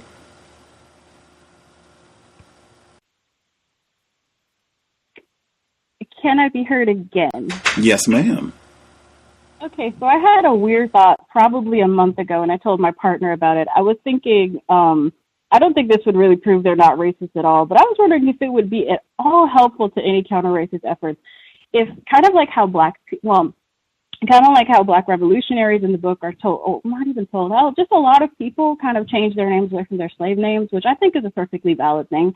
I think it'll statistically make it hard for you to get a job, but I do think if that is what you need to do, then you got to do it, But I was wondering if white people did the same thing, like if white people started naming their children Assata or Olubala and stuff like that. I was wondering if that would help at all. I don't think they will, but I don't know. Random thought. I can just speak as a resident on the West Coast. Just because there are white people doing that. I have bumped into them, not like massive numbers, but such people do exist. That's one. And two, what problem do you think it would solve if like a significant number of white people started doing that? Like what would improve for black people if that happened? That's probably a good question for me to explore further. I was thinking in terms of employment, but employment is its own powder keg that just changing names won't exactly solve. So I'm going to think on it further. Thank you for asking. For sure. If I may answer that question, Gus. We can hear you. Go ahead. Yeah, let me answer that question. Let's make this perfectly clear. All right. There are not a significant number of white people that I feel are committed to ending the system of white supremacy. But if they want some examples, if you want to really say you're a white person, a racist suspect fighting against this racist system, then you should emulate those known as the United Freedom Front.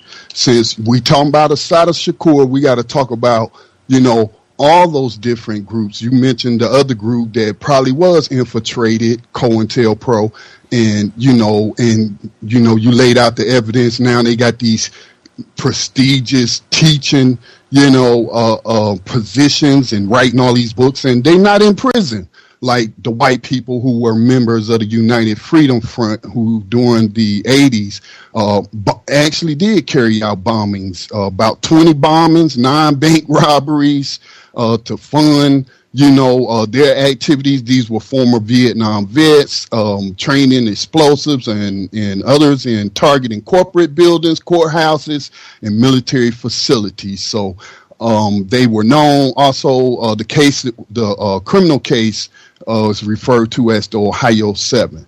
So we only talking about at most 7 white people. So if we had, let's say, 7 million white people following their example, then I would say you would have 7 million racist suspects committed to ending the system of racism and white supremacy. I'll mute my line.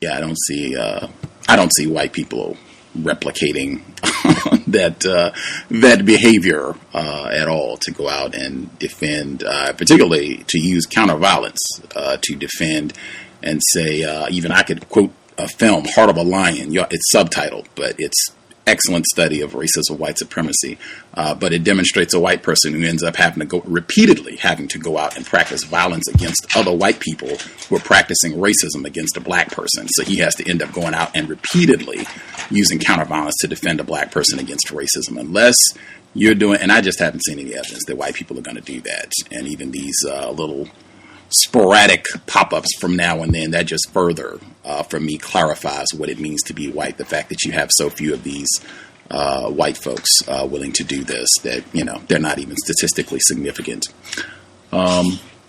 With that, we did our 3 hours. I did see some people called in, but I said that last week, like, people are waiting until we're at the 3 hour mark when the program would end, and then they're calling in, like, get you. And I prompted about that this week. I said, we have more than a half hour left in the program, so call now. Don't wait till the last minute.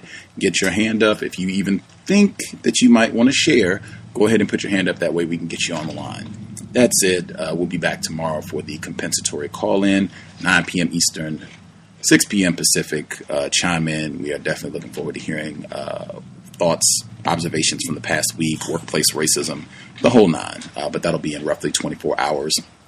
And we also have some, I guess I'll give out the programs that are coming up tomorrow. But let me know if you have a comment you didn't get to share. Feel free. You can drop an email, untiljustice@gmail.com, and you can let me know. We can read your comments on air. We'll be back next week, same time, 8 p.m. Eastern, 5 p.m. Pacific. We should have at least 2 more of these sessions to go, so you'll have ample opportunity to share, even if it's something from this week that you want to make sure that we include or touch on before we wrap up the book. You have any questions, complaints, gripes, anything else, feel free, drop an email, untiljustice@gmail.com. We will pick up next week on Chapter 13. Thanks again to Mel, doing an outstanding job narrating the text. We are closing in on the home stretch. I hope it has been constructive for folks tuning in. Thanks to all the folks who have participated for the past few weeks as well. It's been great commentary, and hopefully we'll continue the last 2 sections of the text. With that, I know it has been lovely. I think this is the first time that I have ever looked at my forecast for Washington State and seen a string of 80-degree days. Like, that is a rarity in these parts. So I hope folks are enjoying the vitamin D and getting some sunshine. But even with that, remain codified. This is not a time to be acting crazy or just getting out and misbehaving or being around folks that are doing non-constructive things.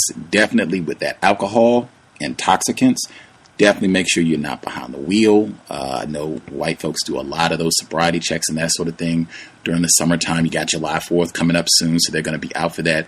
Really be careful about that. You don't want to cause any unnecessary problems for yourself. You already know we're under a system of terrorism. They are looking to get you hemmed up and waste some of your money, waste some of your time, compromise your employment opportunities and quality of life.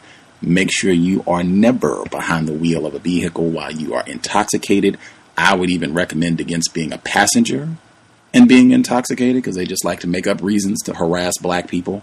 Even a pedestrian, you want to give pause to that. If you got to consume any alcohol or intoxicants, I would say get to one spot and stay there. Be at your residence, or if it's going to be a group of you all, non-white people, of course, no white people involved. Get to one spot and stay there. That way you can leave sober the next day and you don't have to worry about any of that. It's just too many instances where black people were doing nothing and police enforcement officers, race soldiers came and harassed and just caused them a lot of unnecessary problems. I think that's one easy thing that we could do that would minimize a lot of foolishness. No alcohol, having black people being serious about sobriety. That being said, Creator, we ask that you help us remain patient with other black people. We ask that you help us remain patient with ourselves. Remind us to demonstrate the highest levels of black self-respect at all times, in all places, each and every time we are in contact with another black person. It has been time. Replace white supremacy with justice as soon as possible. Context of White Supremacy, Black Talk Radio Network. Signing out. Thanks all for tuning in. nigga, you so brainwashed. I'm a victim, brother. Problem. You're a victim. I'm a victim of 400 years of conditioning. Shut up. The man has programmed my conditioning. Mm-hmm. Even my conditioning has been conditioned.